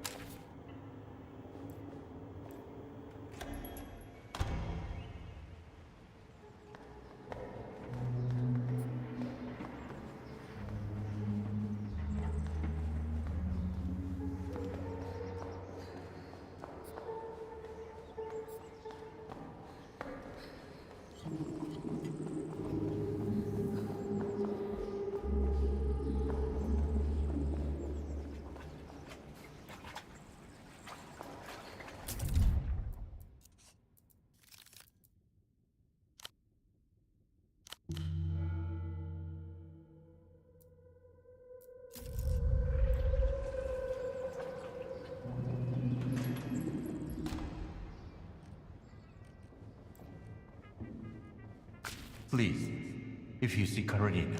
I know a possible amount. Medical concerns, indoor sports. A subtle shift in his position. He's. Fractal branching. Yellow veining.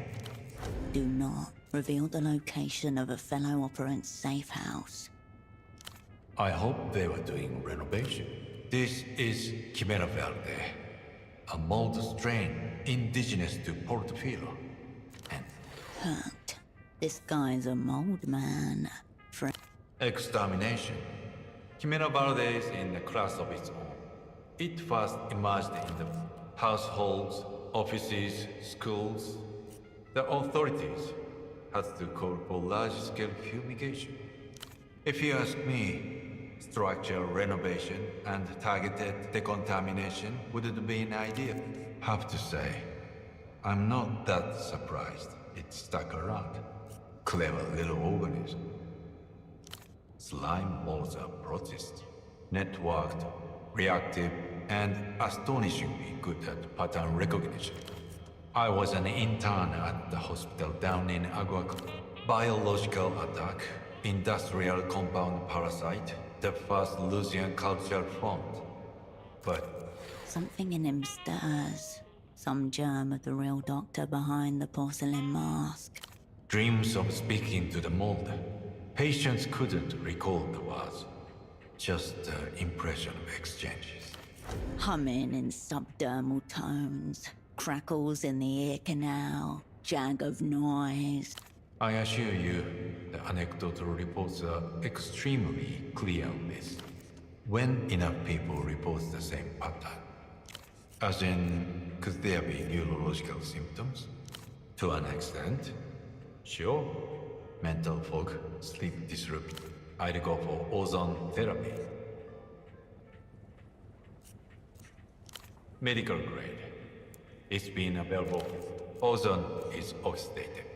If something soft and slow is growing where it shouldn't, ozone will, well, get rid of it. I'm afraid I can't help. He turns away, unlocks a small cabinet and rummages through. He then... But if I were to help, I would recommend this low concentration ozone. Intranasally, 10 seconds in each nostril. Dr. Gang is in.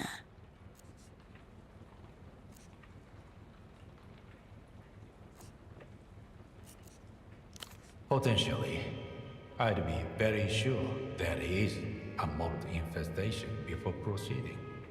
Otherwise, you'll just be corroding the sinuses, which you might anyway. He turns and looks out of his houseboat window. Of course, still let me... Until next time.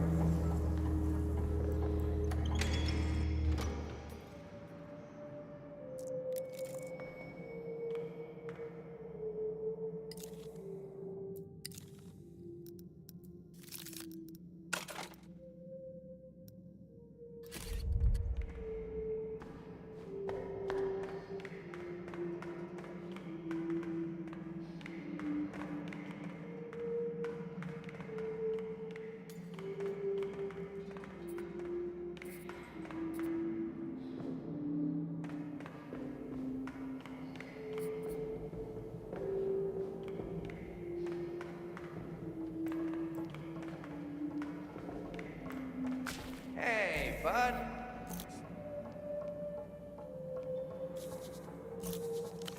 Keep you...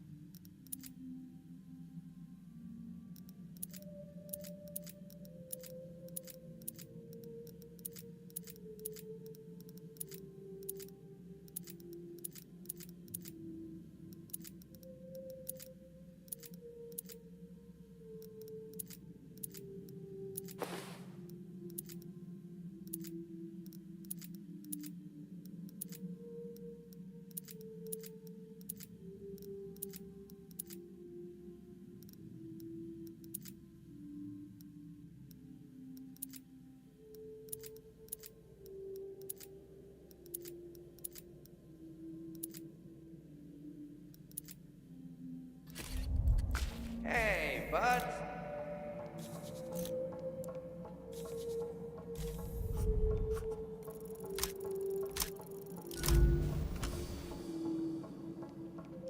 Fine. More theories about what... Sure, bud. Keep you...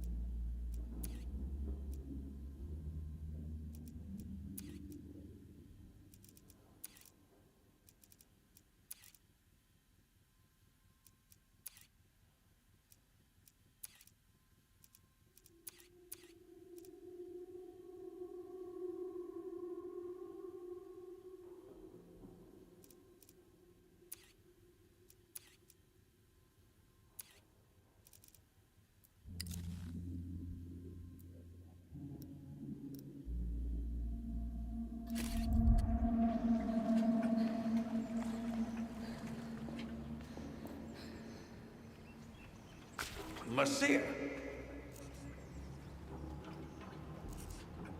Ah, so you gave her the gift. Subtle and leering. Anglerfish smile. Did the kids like it? Yes, tell me, did they like it?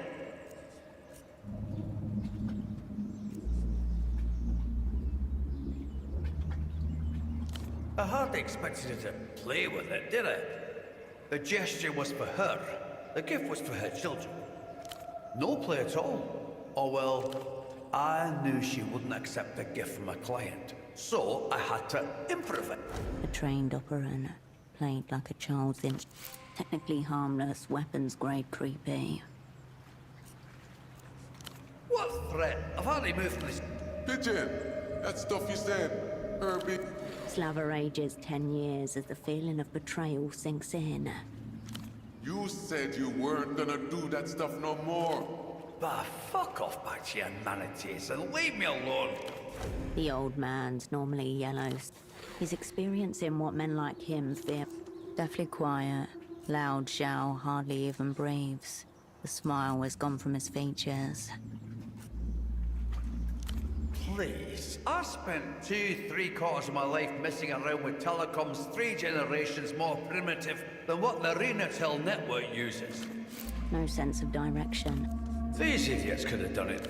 What? Can't a man try and do something nice for a woman? Is that still legal here?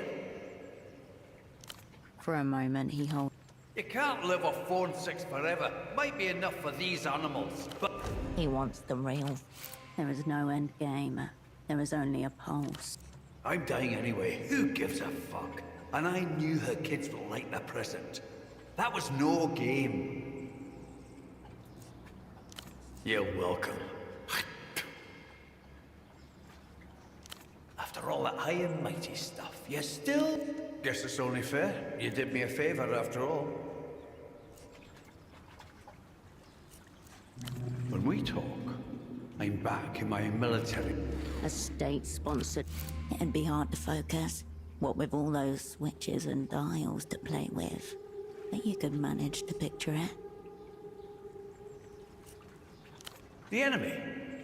She's Lucian, you see, and I'm on my way to obliterate her. If orgasm is the little death, then death is the big orgasm.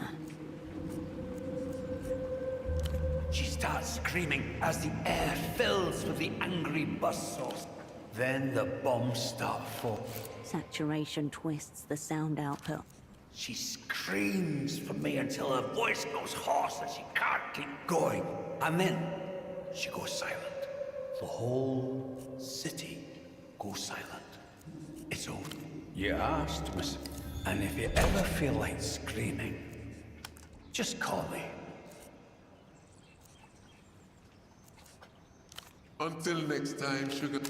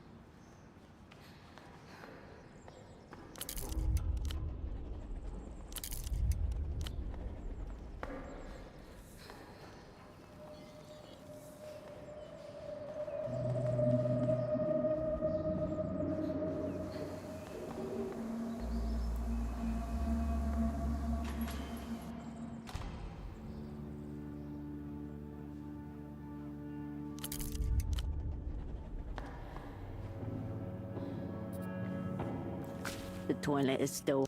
The bartender shrugged.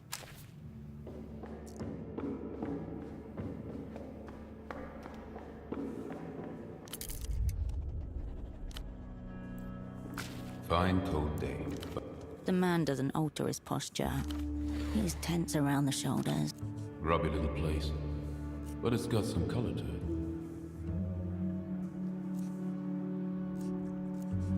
Fair enough. Neither of us are here to discuss the city's social fabric. Are we sticking to the trade names or daring fate with the real ones? Whatever you say, do not say Herschel.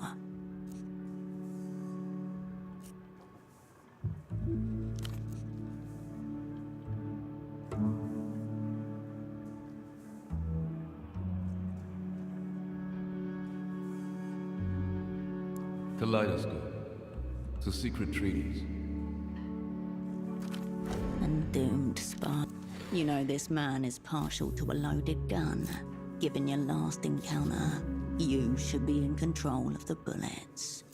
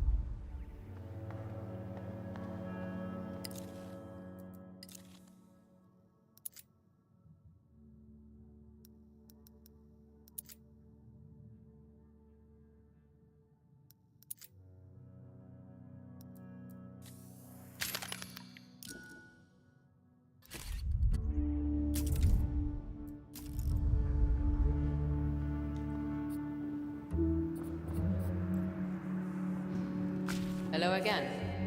See you.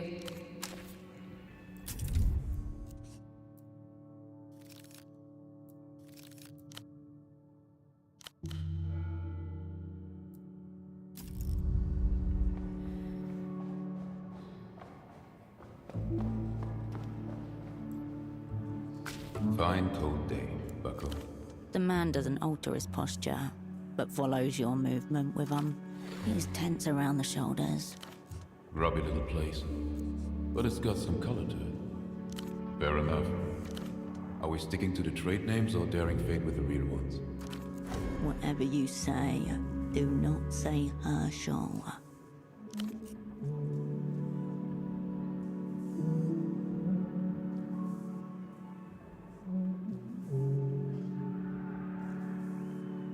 Kaleidoscope. It's a secret treaties. And doomed spies. You know this man is partial to a loaded gun. Given your last encounter, you should be in control of the bullets.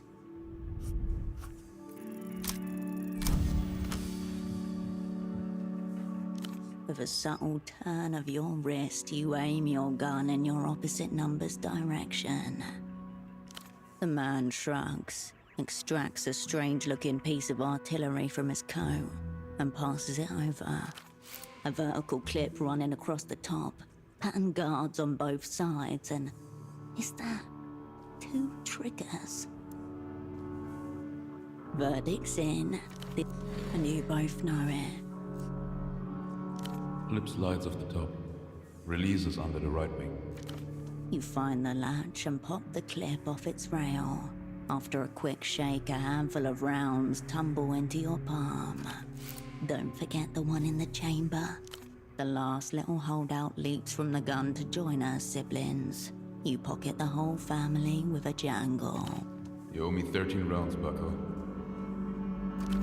A ballistic cuckold.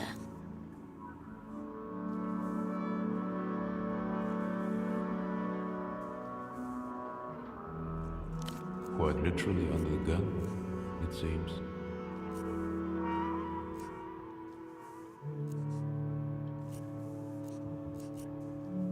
He looks down at his right sleeve and When it comes to cool jackets, I can't help myself. Unfortunate habit. This one is a singular piece. The inner lining comprises 88 distinct hues, styled after the wings of the Dream Eater Chrism butterfly. By night, the Dream Eater Chrism drinks the tears of sleeping birds. The antithesis of camouflage. Courtesy of an East Coast tailor. I was on assignment over there a couple of years ago. I had a personally significant dream one night, and the next day, I commissioned a jacket. Papering over genuine feeling with money. How original. I won't get into it. Very personal. But it featured someone long dead and someone else who was dead within a year post-dream. In style, they're echoing. Custom job. Something about them is vaguely terrifying. The way things crafted for the human head or face often are. These things are heavyweight, an annihilating force captured and contained within 2 masses of metal, foam, and electric wiring. The obliteration of outside noise. A perfect shelter from the world. The opposite, actually. Music takes me down. Yet, here you are. I understand you're on the market for second-hand goods. I'm interested in exotic imports. I was hoping we could explore a transaction. I don't go in for single-color socks. Here's my pitch. I will get any and all information you want out of the Lucian prison. In return, you give me any and all information about the whereabouts of Ultravioletta. Your asset Temple del Sur has her. I'm almost certain of it. Wow. The taxman making some serious post-mortem plays.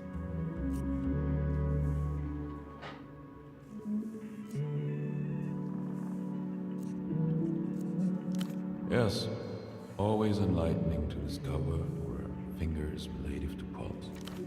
One postcard, no facts. The meeting place your home turf. Before you is an operant gone way off script. Well deduced. I come to you as a freelancer, a mere vassal of the Queen. I would like to return her home, to Luz. He's not playing with house money. He's got his own chips down.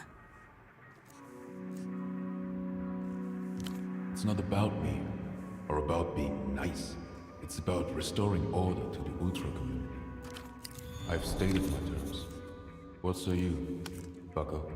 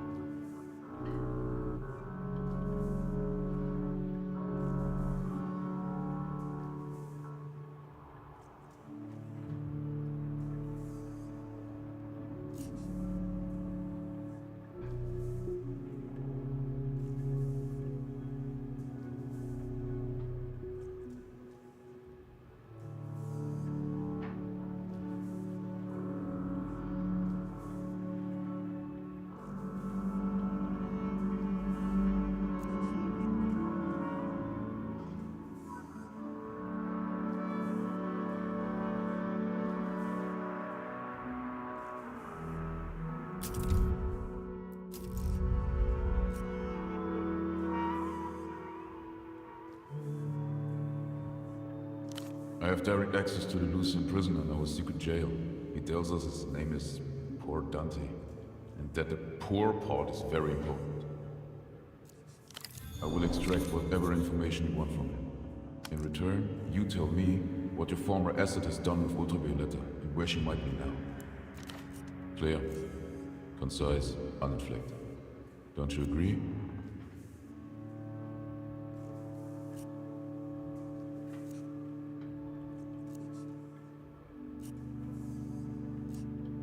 Each to their own excitements. For what it's worth, I think this is a very favorable deal for you, Cascade. You've brushed up against this pop star already. The Yana girl knows more than she's letting on. And no letting her off the hooks this time.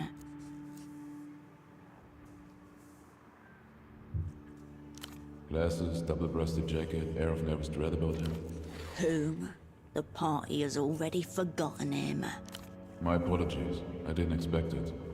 Though I can't help but feel I did the Operant Bureau a favor. He's really dead? Not some kind of bluff. Genuine.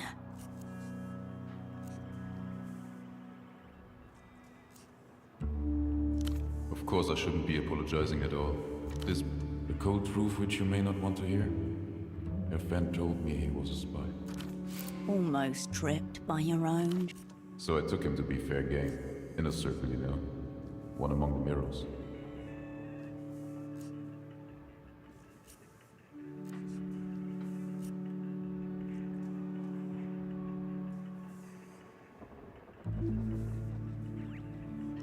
I had the best guess, based on rumors I'd heard. A kind of soul-taking. More than a trace of envy.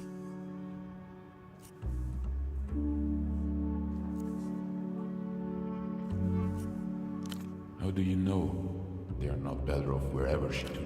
Hell pop heaven. It's very likely that Ultravioletta took everyone by surprise with this song, including her ardent supporters in the Ministry of Culture. A light glows beneath the pale ice of his eye. Of course, I've wondered what it sounds like. Dreamt about it even. But so far I've lacked the constitution to really commit. And yet, terror is the beginning of wonder. No hard feelings, I hope.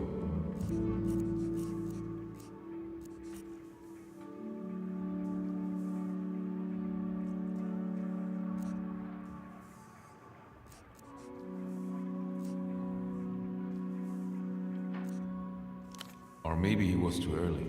Maybe we were meant to meet. The vagaries of fate. Impossible to say.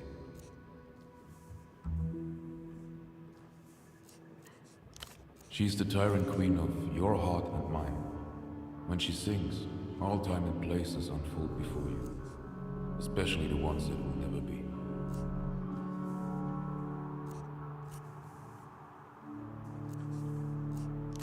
cold whisper at your back.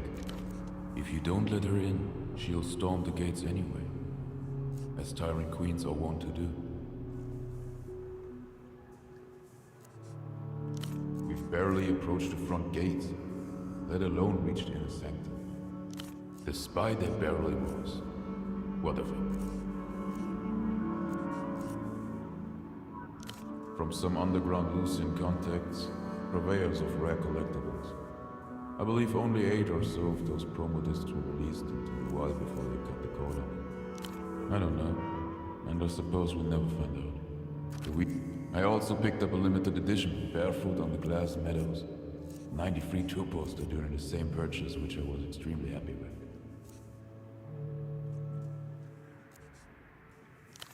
Not as such. I suspected it wouldn't be a relaxing listening experience, but I didn't know she could summon that kind of power. Late evening under the Ultravioletta to the north of Party Alley, he was gazing up as if he'd never seen anything like it before in his life. It happens on the first glimpse. He and I got to talking. I gave him a quick Ultravioletta primer. He seemed to be quite taken with her. Quick. No. He initially informed me he was a sock importer with the Superblock. Then he said he'd been pretending to be someone else all day, and that it hadn't gotten him anywhere at all. In reality, he told me he was a spy for the People's Republic. Our so-called spy didn't even need an interrogation to break. It was too early for Pseudopod to be in theatre alone. The opera failed him. I have no idea, but he certainly chose to confide in the worst possible stranger. Your friend said he felt there was always some vital clue he missed, some secret sign that he was oblivious to. Looked to me like he'd had a very long day indeed. So I gave him the red disc and told him to listen to it in darkness. On the stars if he could. Right. He said thank you, then he turned and walked away. Fine by me. I shot at you. It was a warning shot.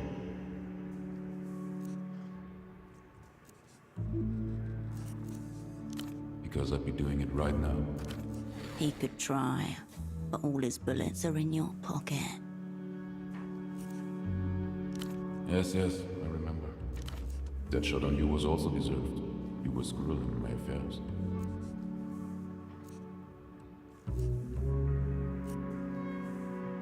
I'm mad. Can we just put it behind us? Such things happen in theater. We both live. Move on. Don't dally. Welcome back, Bucko. Don't dally. Welcome back, Bucko. Don't dally.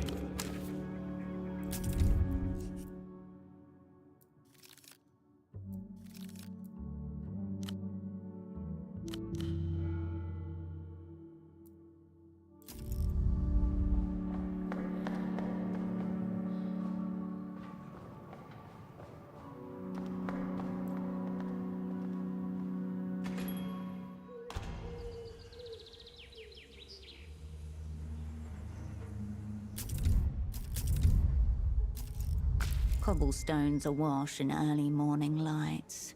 Vespar hovers by the fogged mirror's doors, his cap. Surprise backup. Good. Crime scene's here. Failure to serve before 9. Been at it since yesterday. Work justifies presence. One of the regulars will talk.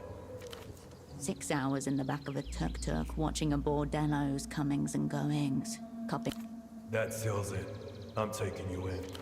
The doors open. You and Vespar walk in with shared purpose.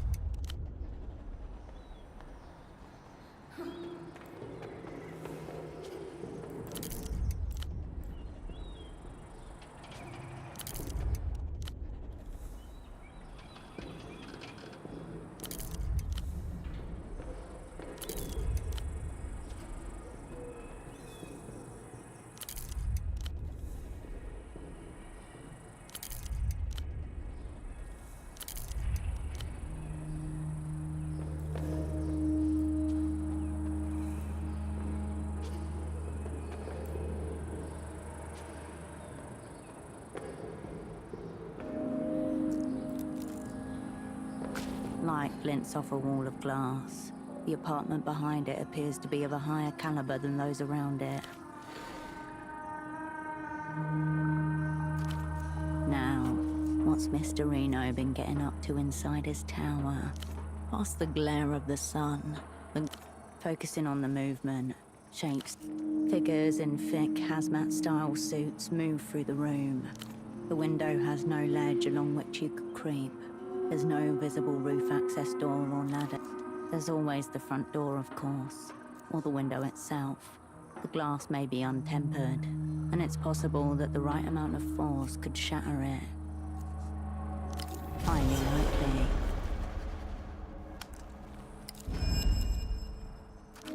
Smash, smash, smash.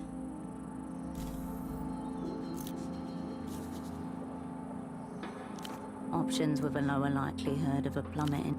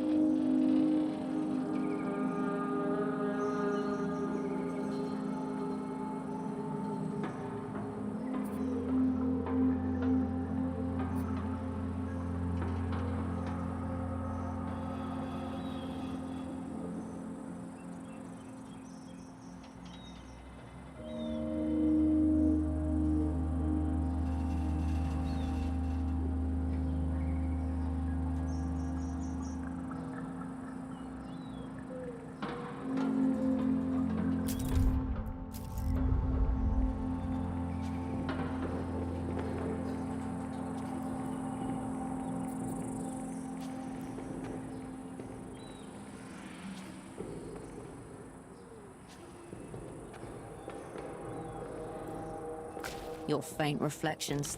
Now, what's Mr. Reno been getting up to inside his tower?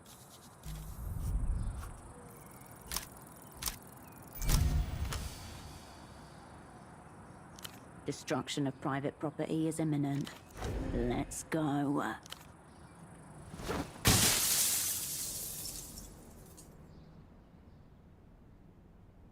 Glass crunches into the expensive carpet under your feet as you stand. The cleaner watches you, wide-eyed from behind the plastic window of his uniform.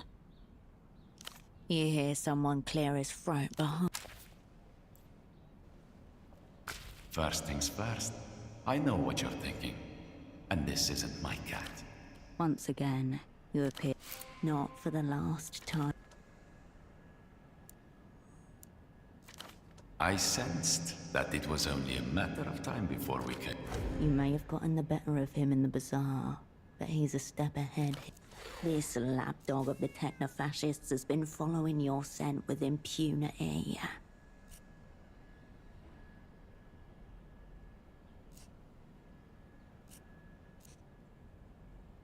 You know, I recognized you at Photo 24. A serendipitous coincidence, truly. I knew you'd been shelved these last few years. But of course, a man of my stature must have a keen eye for the talent. You're pretty good, Herschel. But did you have to break the window? Not very sneaky in the clip. The sound of your name on his tongue. Unnatural. Upsetting. Turn this situation around. Immediately. His face dropped. That's a very cruel joke, Herschel. 5 years? No reliable entries. Just the dim feeling that's haunted you from the Photoshop. The crew's in here.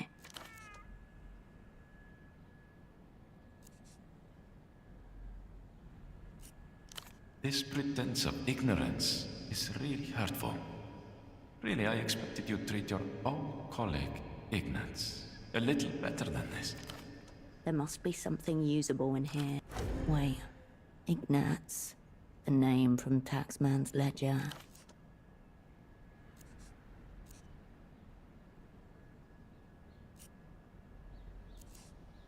You remember me now, of course. The coat. It's a recent acquisition.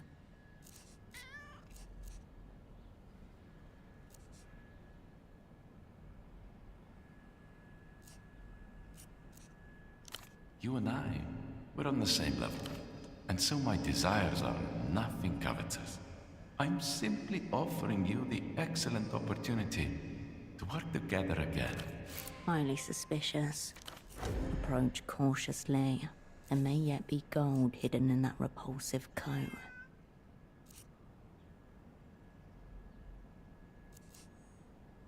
Sure, Herschel.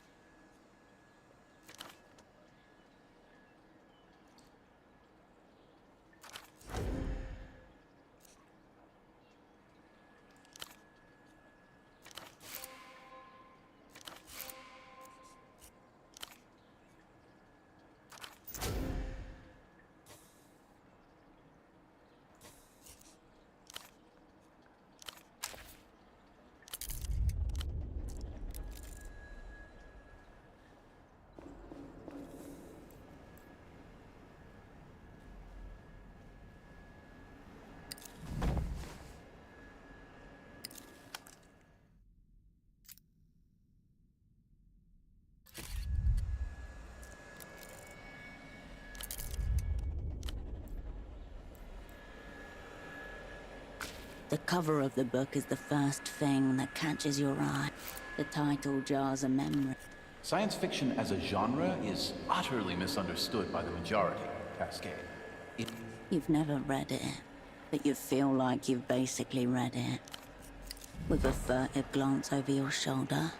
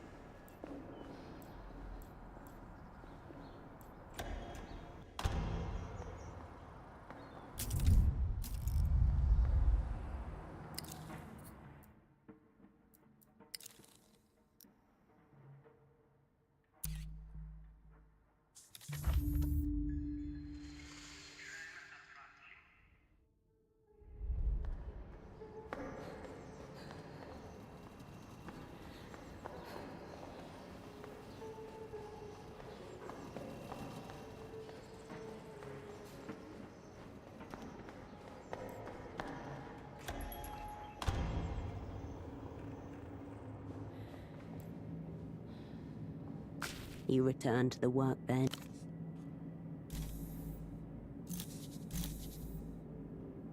The wheel is just a decorative add-on. The key appears to lie within the mangled plastic of the fracture point. You'll need to prune a few millimeters before what's left can fit together. You never were much for arts and crafts.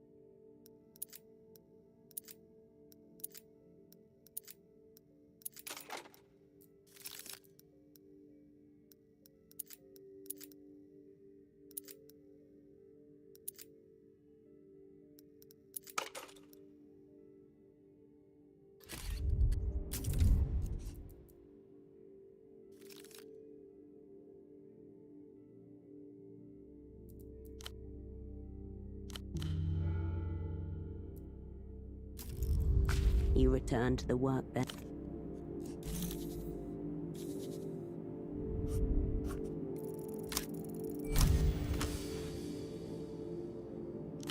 As you have already perceived, the key to a successful mend here is to snip off the deformed ends of the little plastic rods.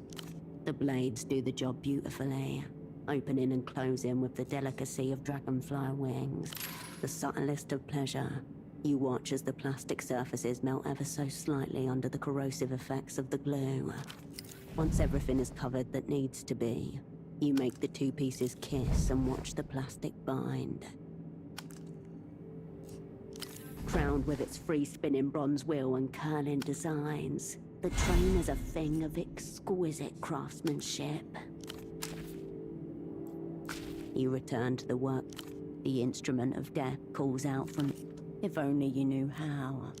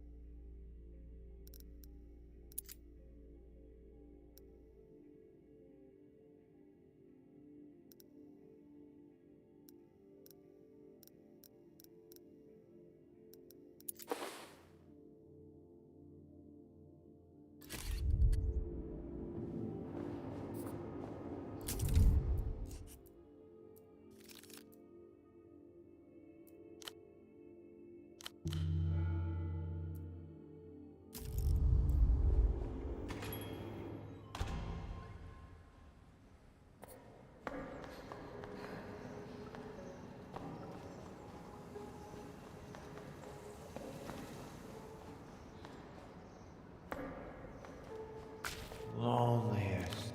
His half-hooded eyes struggle to locate yours.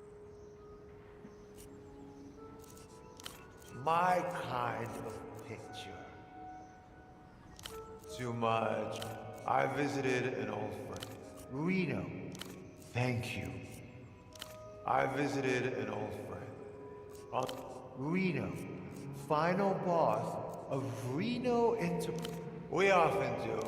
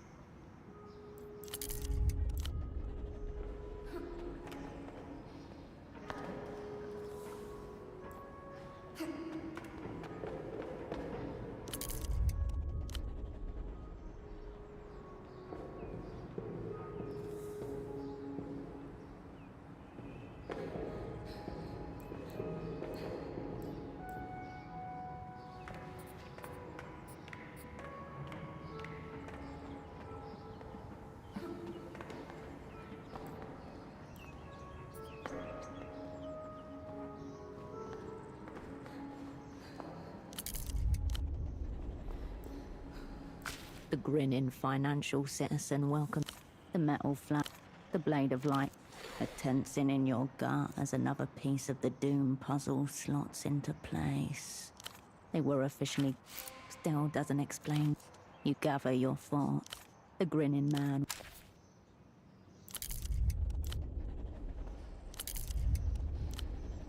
The clinic's metal door is scabbed with rust and surrounded. You turn back to...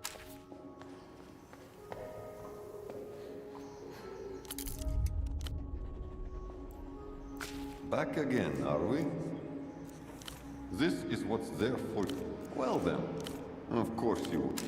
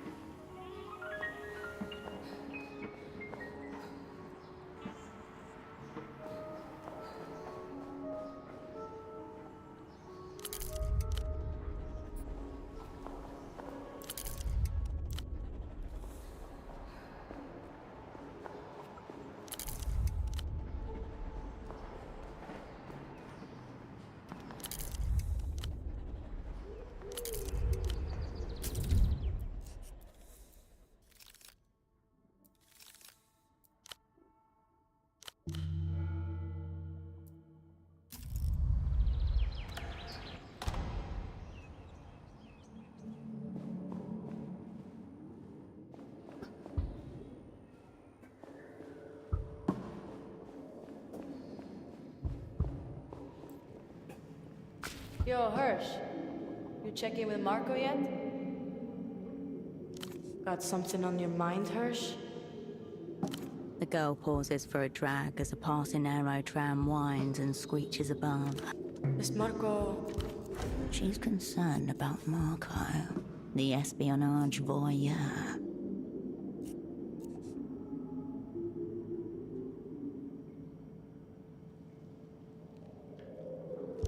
Okay, that's good, thanks. A nod. Uncharacteristic gratitude. They actually shot you. Hardcore, Hirsch. Rick, you sure it wasn't a warning shot?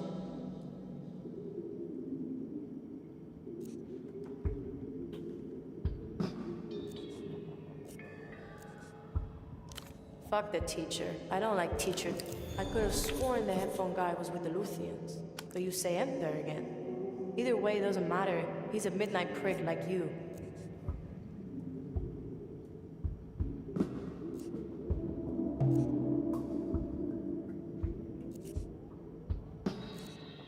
Keen fucking eye. But this makes zero sense. Why would the M-Cons be so interested in our deal?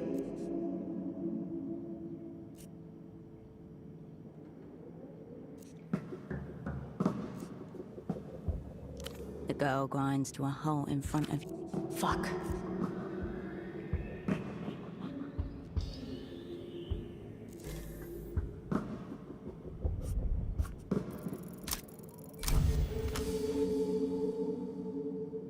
This is all laid out in front of you. A map of islands with unmarked bridges. Take it from the top. Does it seem like your former asset thought this one through? A hurried, desperate backup. Yet the practical logistics of the scheme were planned long in advance. This reveals the fundamental truth. And yeah, in the slow dip of silence, a piano melody lulls through a thin wall. That's why she was there, which leaves a single question. I was wondering when you were gonna ask that. This whole fuck show started when we brought... Actually, better if I just show you. Follow me. And Hirsch, be cool. The girl mashes the ends of her cigarette into the tabletop and glances. The girl leaves a strange cord hanging in the air as she turns to face you. Yana, who's this? Her gaze has both hold and fire. It takes. This is Hirsch. She's a friend at Temple's. Friend of mine. Might be able to help us. Hello. Hello there? You're standing a foot from the biggest pop star in the world, and you come up with hello there. Dubious. It's alright, Yana. I appreciate this approach, actually. Hello, Hirsch. It's nice to meet you.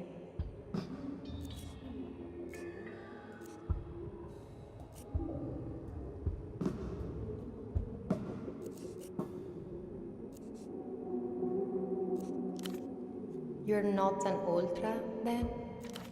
Doesn't care for that collective noun. I think most of them focus on the wrong things. But then, who am I to tell them where to look? Sorry, I've been told I can come across a little cold at first. Call me V. Cool, I'd like that. You can't quite shake the feeling that this girl is seeing visions of your death as you talk, and keeping them all to herself. New song. So what are you doing here, Hirsch? How does she know about the plan? Because Hirsch is a communist spy. Oh, cool. Genuine. You've intrigued a famous person.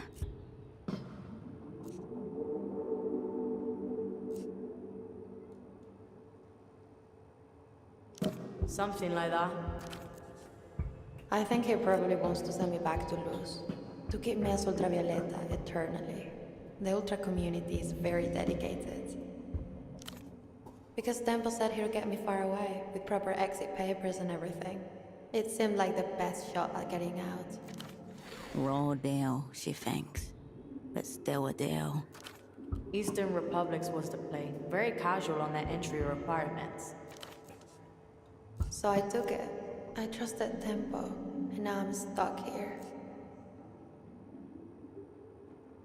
I'm right here, Hirsch, dickhead. No need to apologize. I wanted to get out, and I still do. I still will.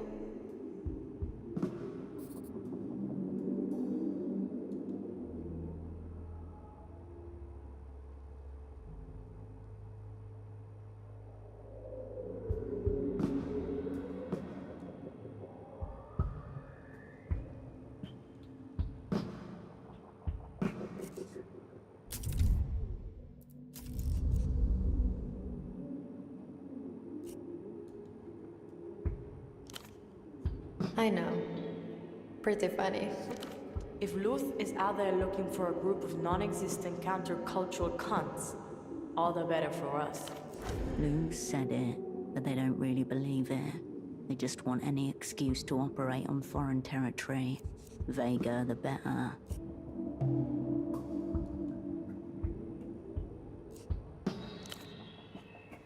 Probably Lucian citizenship and an access all areas lanyard. Don't even think about it, Hirsch.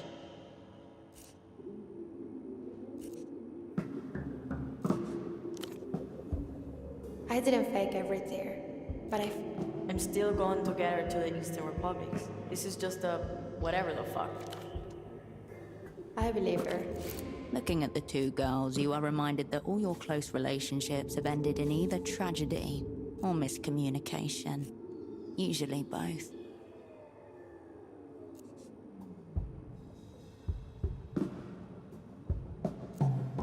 Hirsch, you fucking nonce. Get a hold of yourself. Very inappropriate, Erish.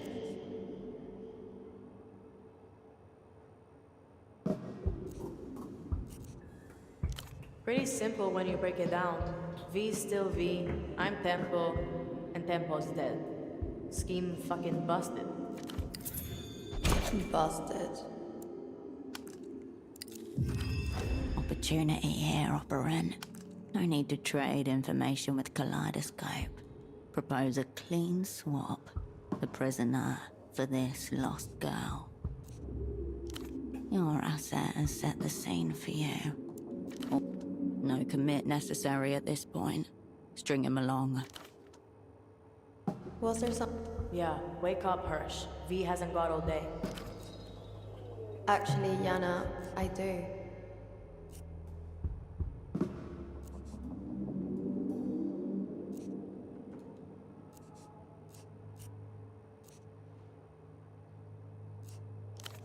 Sweet dreams, Erish.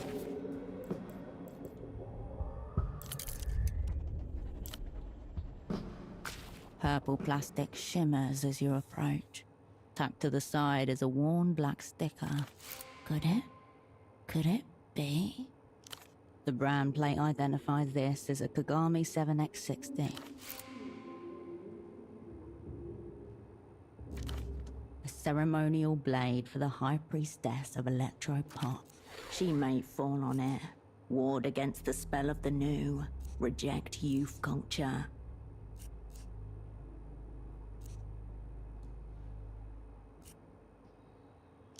In terms of sheer sale numbers, and people buying it who will never actually play it, they already do.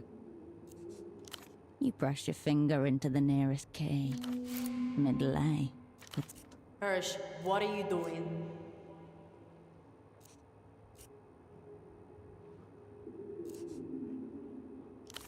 Hirsch, stop.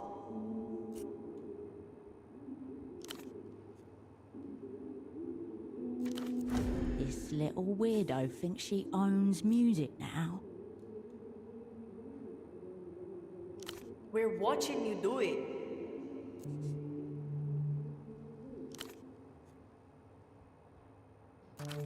This is an everything crisis. Mental, creative, communist, she snapped. V, we might have to get physical here. Play any old shit and wrap this up. The discordant notes echo out into silence. It is painfully clear that whatever you've landed, the smile of a girl visiting her grandmother on the... Thank you for sharing. Now step the fuck away from the keyboard. The young pop star untenses.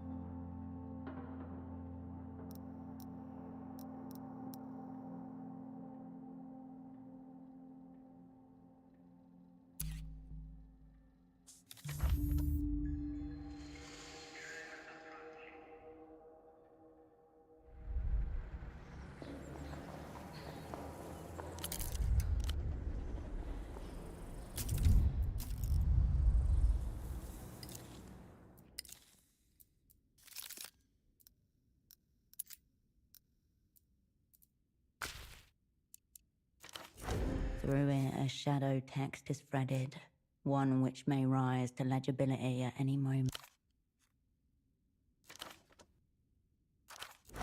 This is an entirely different beast than the Rosetta Cipher pseudopod left you.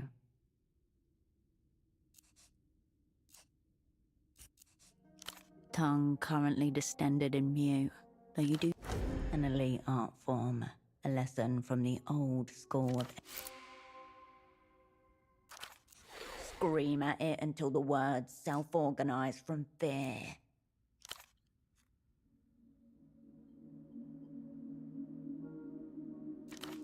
Bigrams, trigrams, character frequency, index...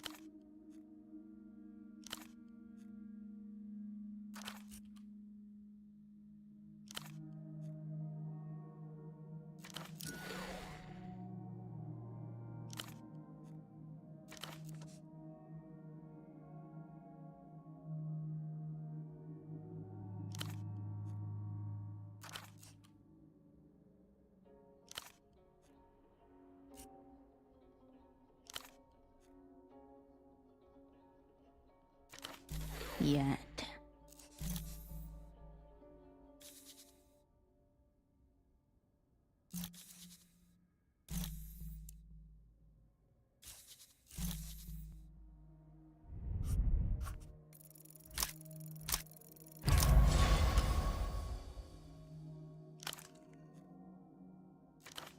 A flatland vertigo.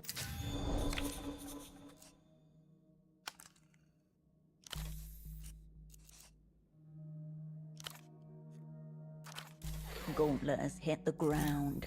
Cascade is nothing if she is not brute force.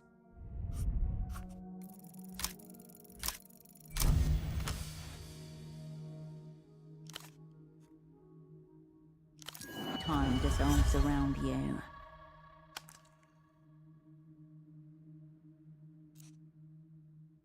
Something that's not there, but it's 2 months before your network collapses. You returned one night to the safe house and found Holocene alone there, flipping through a white-spined paperback. Rumor has it. I was just thinking, Cascade, a book would make the perfect cipher key. It's full of letters and requires a personal touch to fully a cipher with...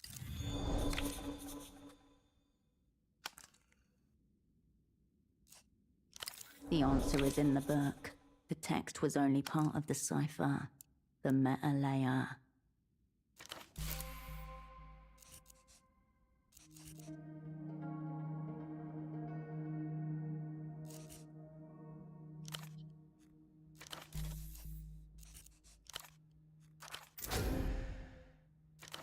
The letters that appear most often are H and T. Take H as an example.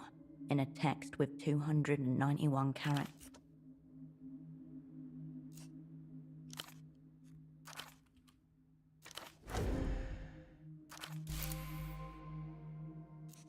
Three bigrams.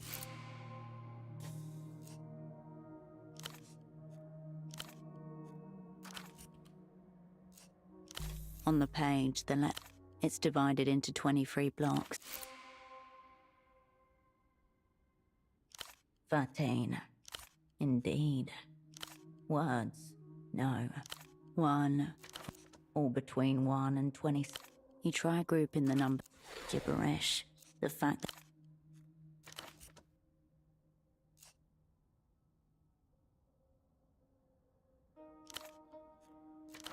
Chills run through you as the letters begin.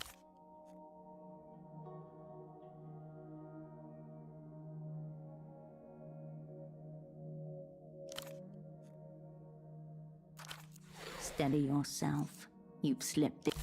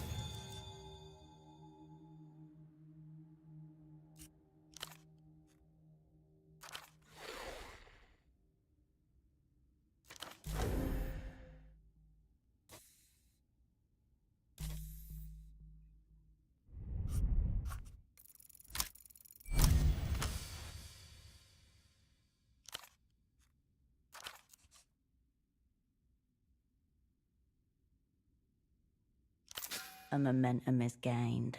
Every new discovery facilitates the others.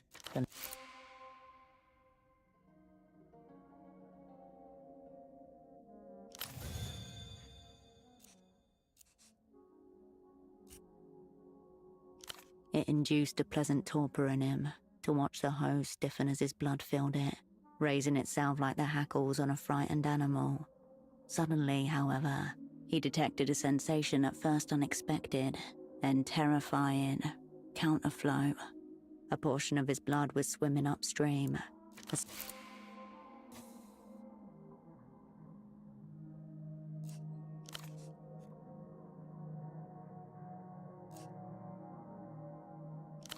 The answer is in the book. The text was only...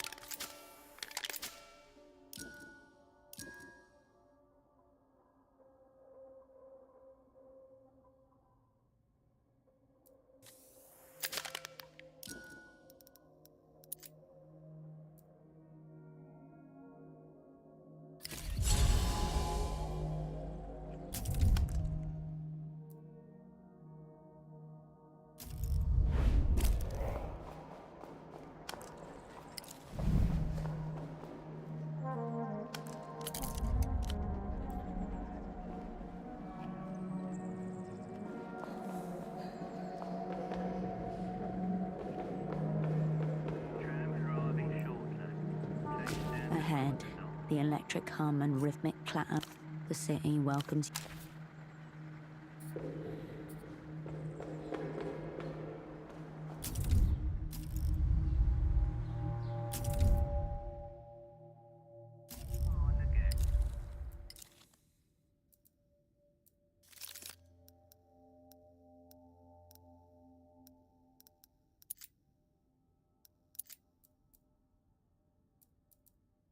The title unfurls in Jack.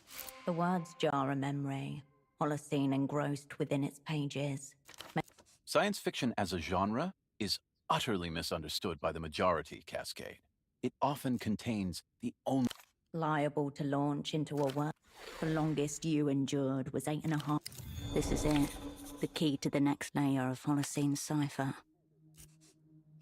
He hopes so too. The book is 563 pages long, not including Lastra's notoriously indulgent appendix. Cascade, stop. Don't overthink this. I'm not. This is just a real-time memory dissociation, conjured from the fringes of cipher-induced mania. A likely story. More. You don't have to read the book. You just have to read the cipher. And that very particular chapter that the extract is from. Of course. Reread the cipher, using the book as a new key. Exactly. A cipher with soul. Smart. About what you'd expect from the Pride of the Remembrancer division. Also, Cascade, this is the easy part. 291 characters divides into 3, so it's going to be something... Yes, Cascade, exactly that. This cipher is now wearing baby shoes. Find the chapter in the novel that the passage of text is from. Then, consider the letters in groups of 3. For each triad, take each letter's numbered position in the alphabet. The first is the page number, the second is the line number, and the third is the letter number. Why is he starting at the end? M is the 13th letter of the alphabet, B the 2nd, P the 16th, 13, 2, 16. You already have. You are now replete with the requisite mind tools. Time to give this cipher what for.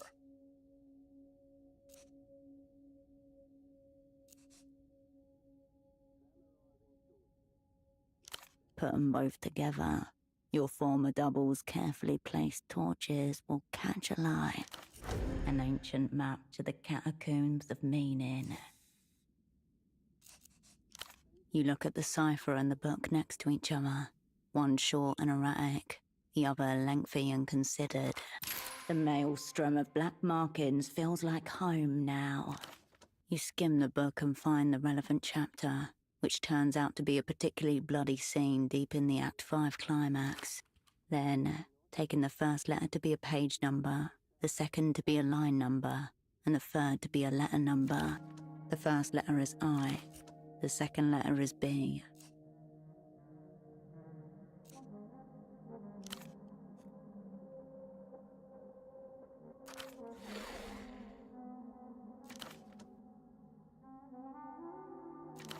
Oh no. Don't think yet. Just solve.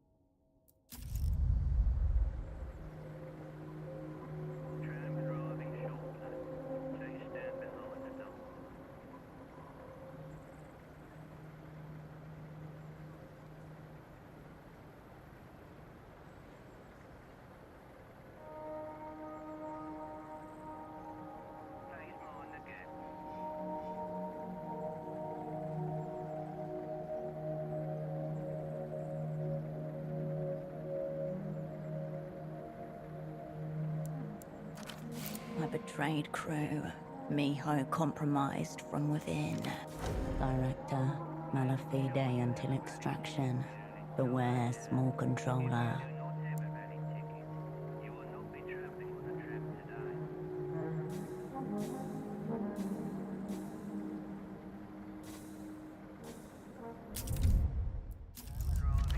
I'm sorry.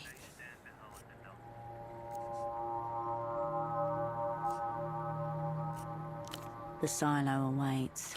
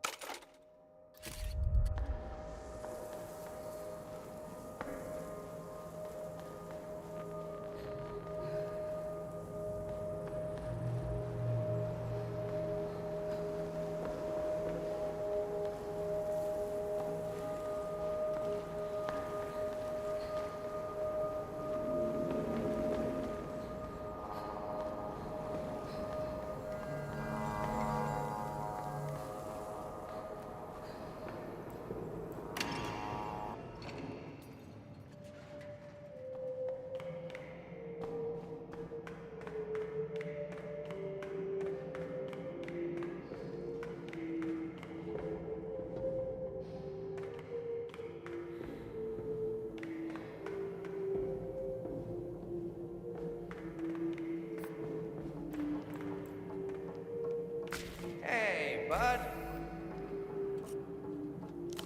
Keep you moving.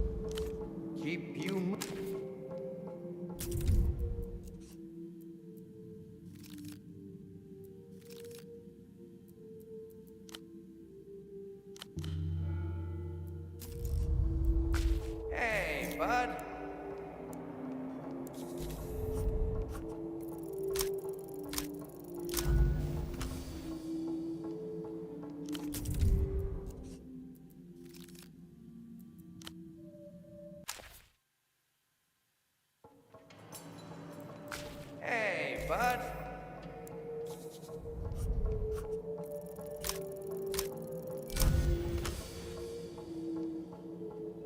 His silly theory isn't about you or him. It's about places. Places like... Most of them are. It's just... The sound of boots. This silo's been through a lot, hasn't it? A violent burst, followed by a great hollowing out, leaving only silence. Is it? Wouldn't be surprised, but I hope the stairs won't stop you from coming back, bud. I've been thinking of starting my own exercise group, you know. Get some people in here, keep you moving. Hey, bud, keep you moving.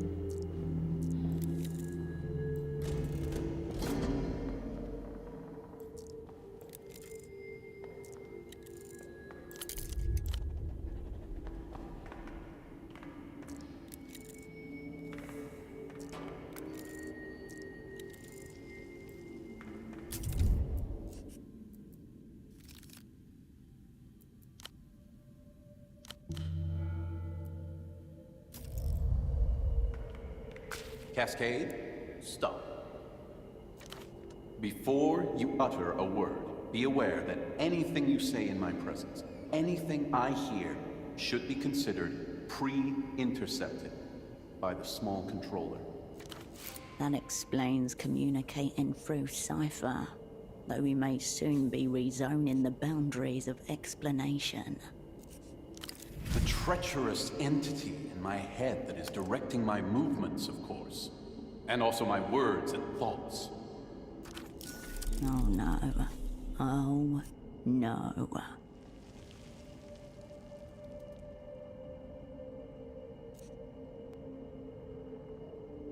Couldn't agree more, Cascade. The instructions are on the table. No irony here. No dress rehearsal either. Let us roll indeed.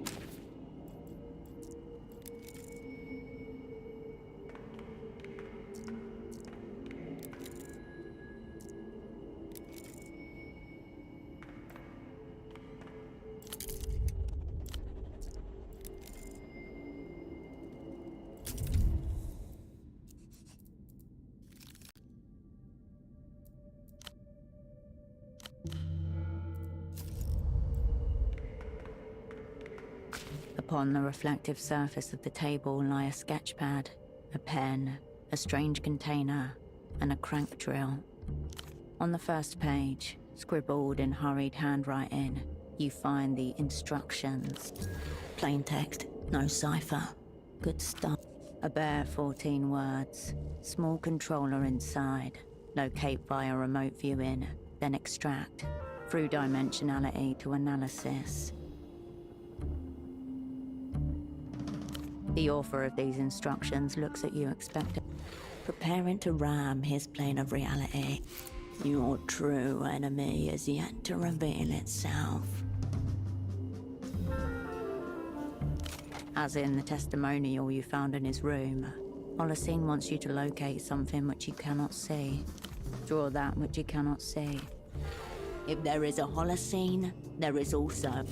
Fall in with his own systems, bridle his hypertrophied imagination. The outcome will be the same.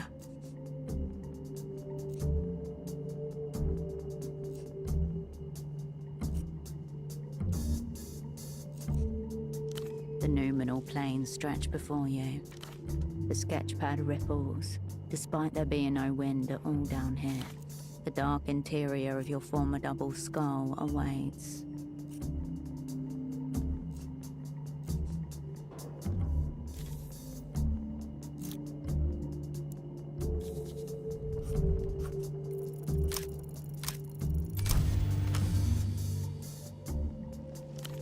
You close your eyes, then your judgment.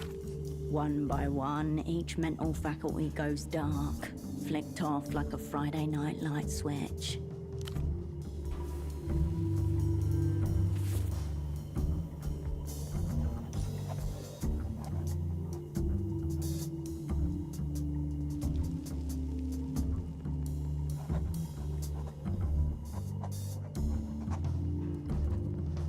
The pen moves beneath you as vague impressions parade across the main street of your mind.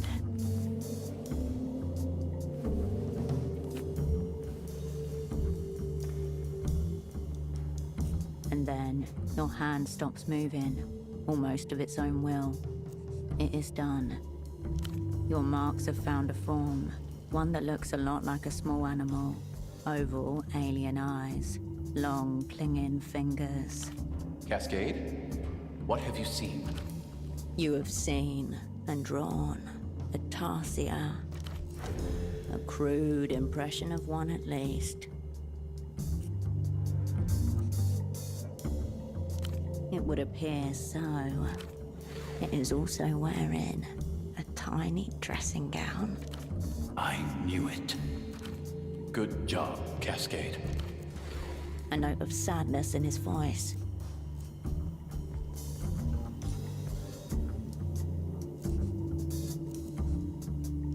Indeed, S tier. Now, get the motherfucker out.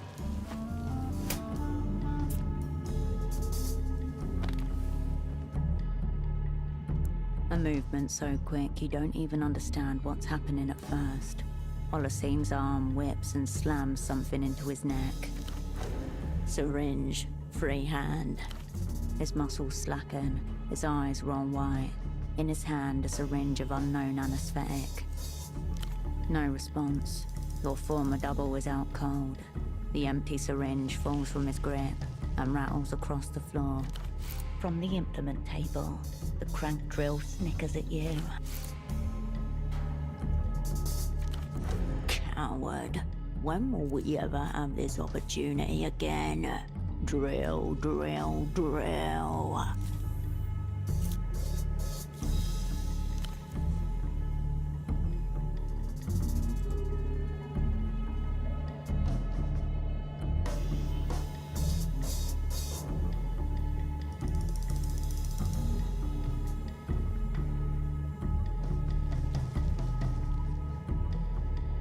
You depress the syringe slowly over the course of 10 seconds, watching the unconscious patient's nostrils twitch involuntarily as they are invaded. As long as his brain doesn't run out of his nose, it's worked.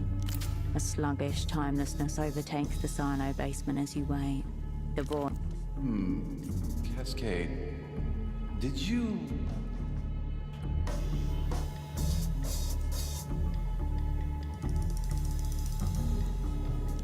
what I needed? The drill appears suspiciously blood-free.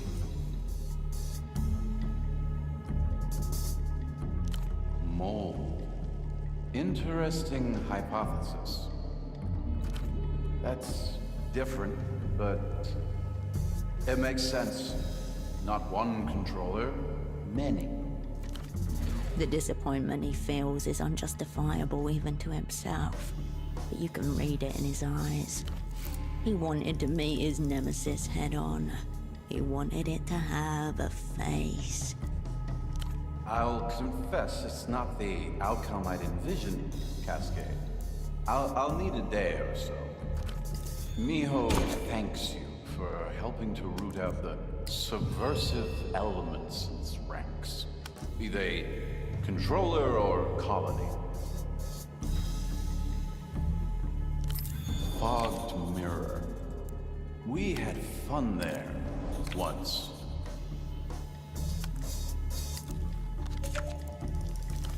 Holding his gaze onto you, he retreats back into the sedative.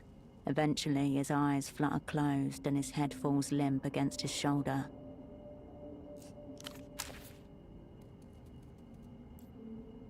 The implements lie where you left them.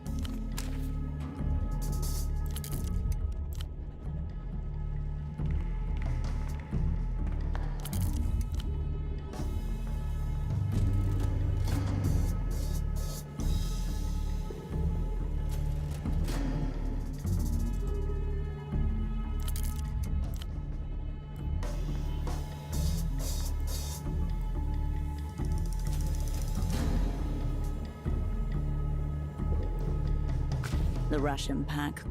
There's enough in this box. You pocket the freeze-dried rations. The mold's tendrils rot. Not really. Nothing observable, at least. Quiet calculation. You turn away from the mold. The mold's... You turn away from...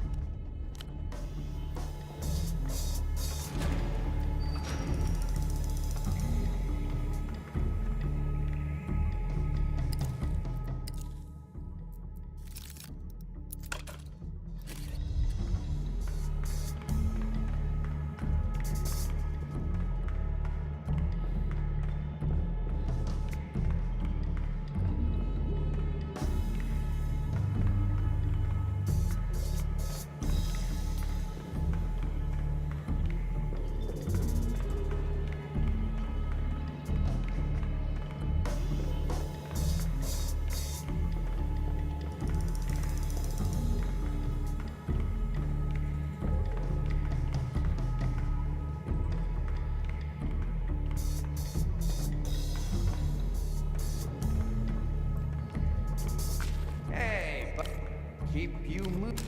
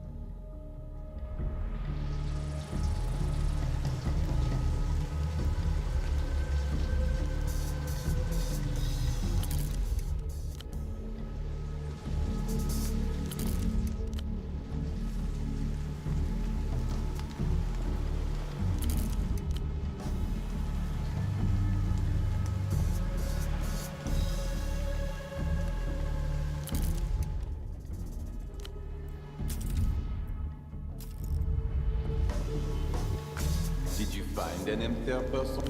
Yes. I have no schnapps. Is it over for me? Is it over for the scene? Decades of culture evaporated by the biggest enemy. See you on this.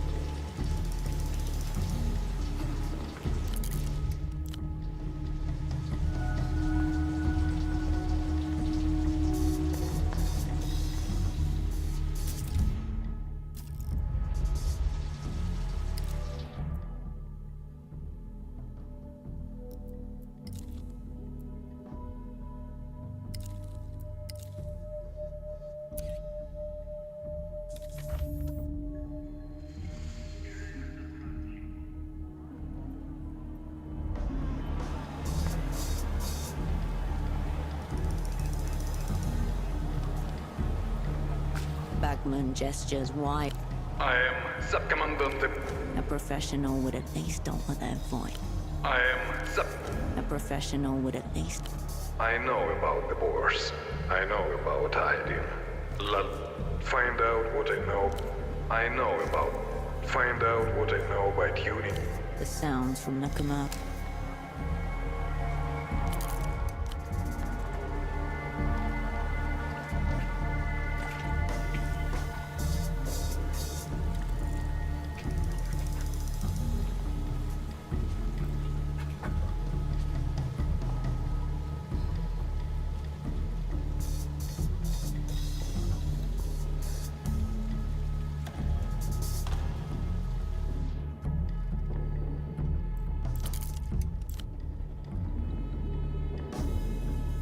The desk is as you left. You turn from the desk.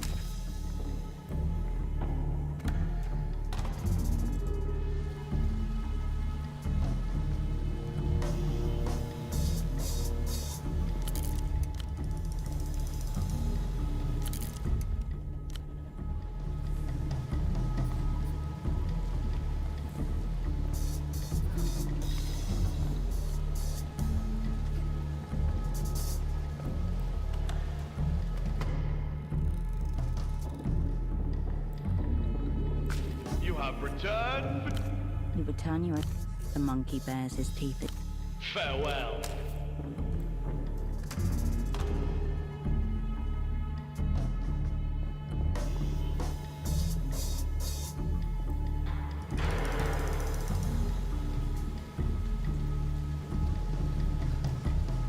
You're back again. The GM gives... You step into the booth and press the... The crackling void is diff... Inside you know it is over. They are no longer listening in. This has gone back to being just a payphone. There is no answer. The receiver clicks back into place. The Reno Tel Dolphin eyes you expectantly. You step away.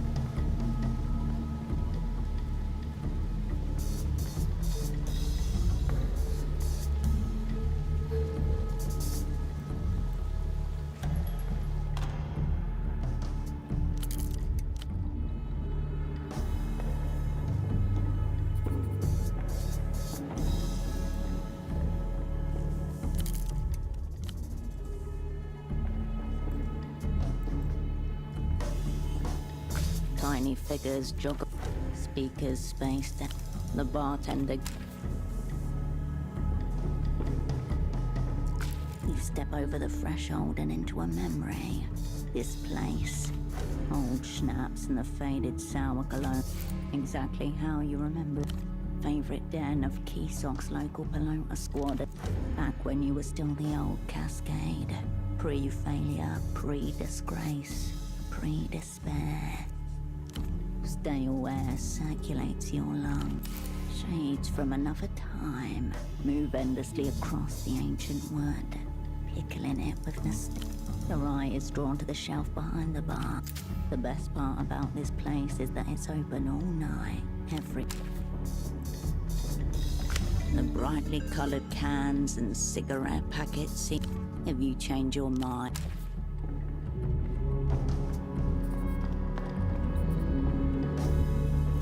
Welcome back, Bucko. The song remains the same.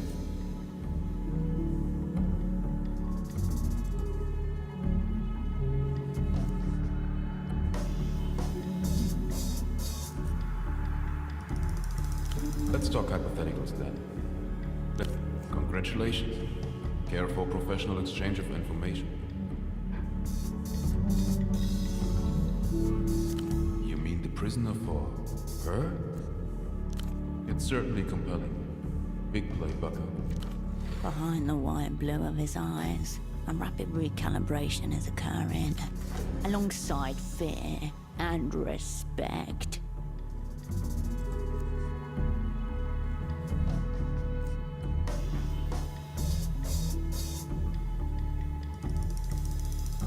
I'm sure this little sojourn will inspire some very good material. Feasibly, I could break the prisoner on. Can I ask what you want from Portandi?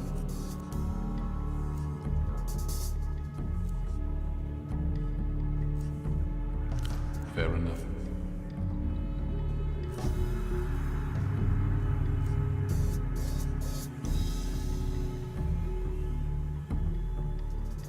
You have direct access to Ultravioletta?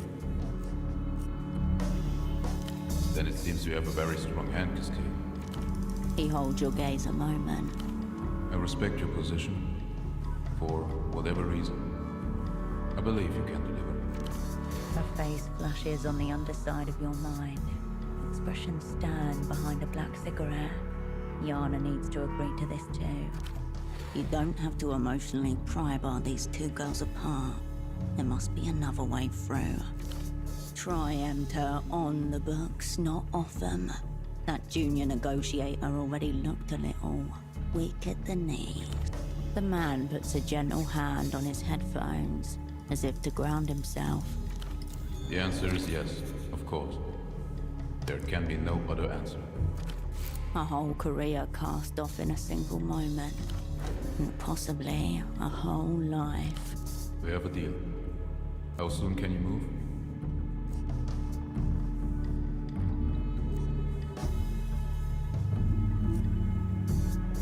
If we're doing it, we should. Don't dally, Bucko. You're on the edge of the precipice. Operant.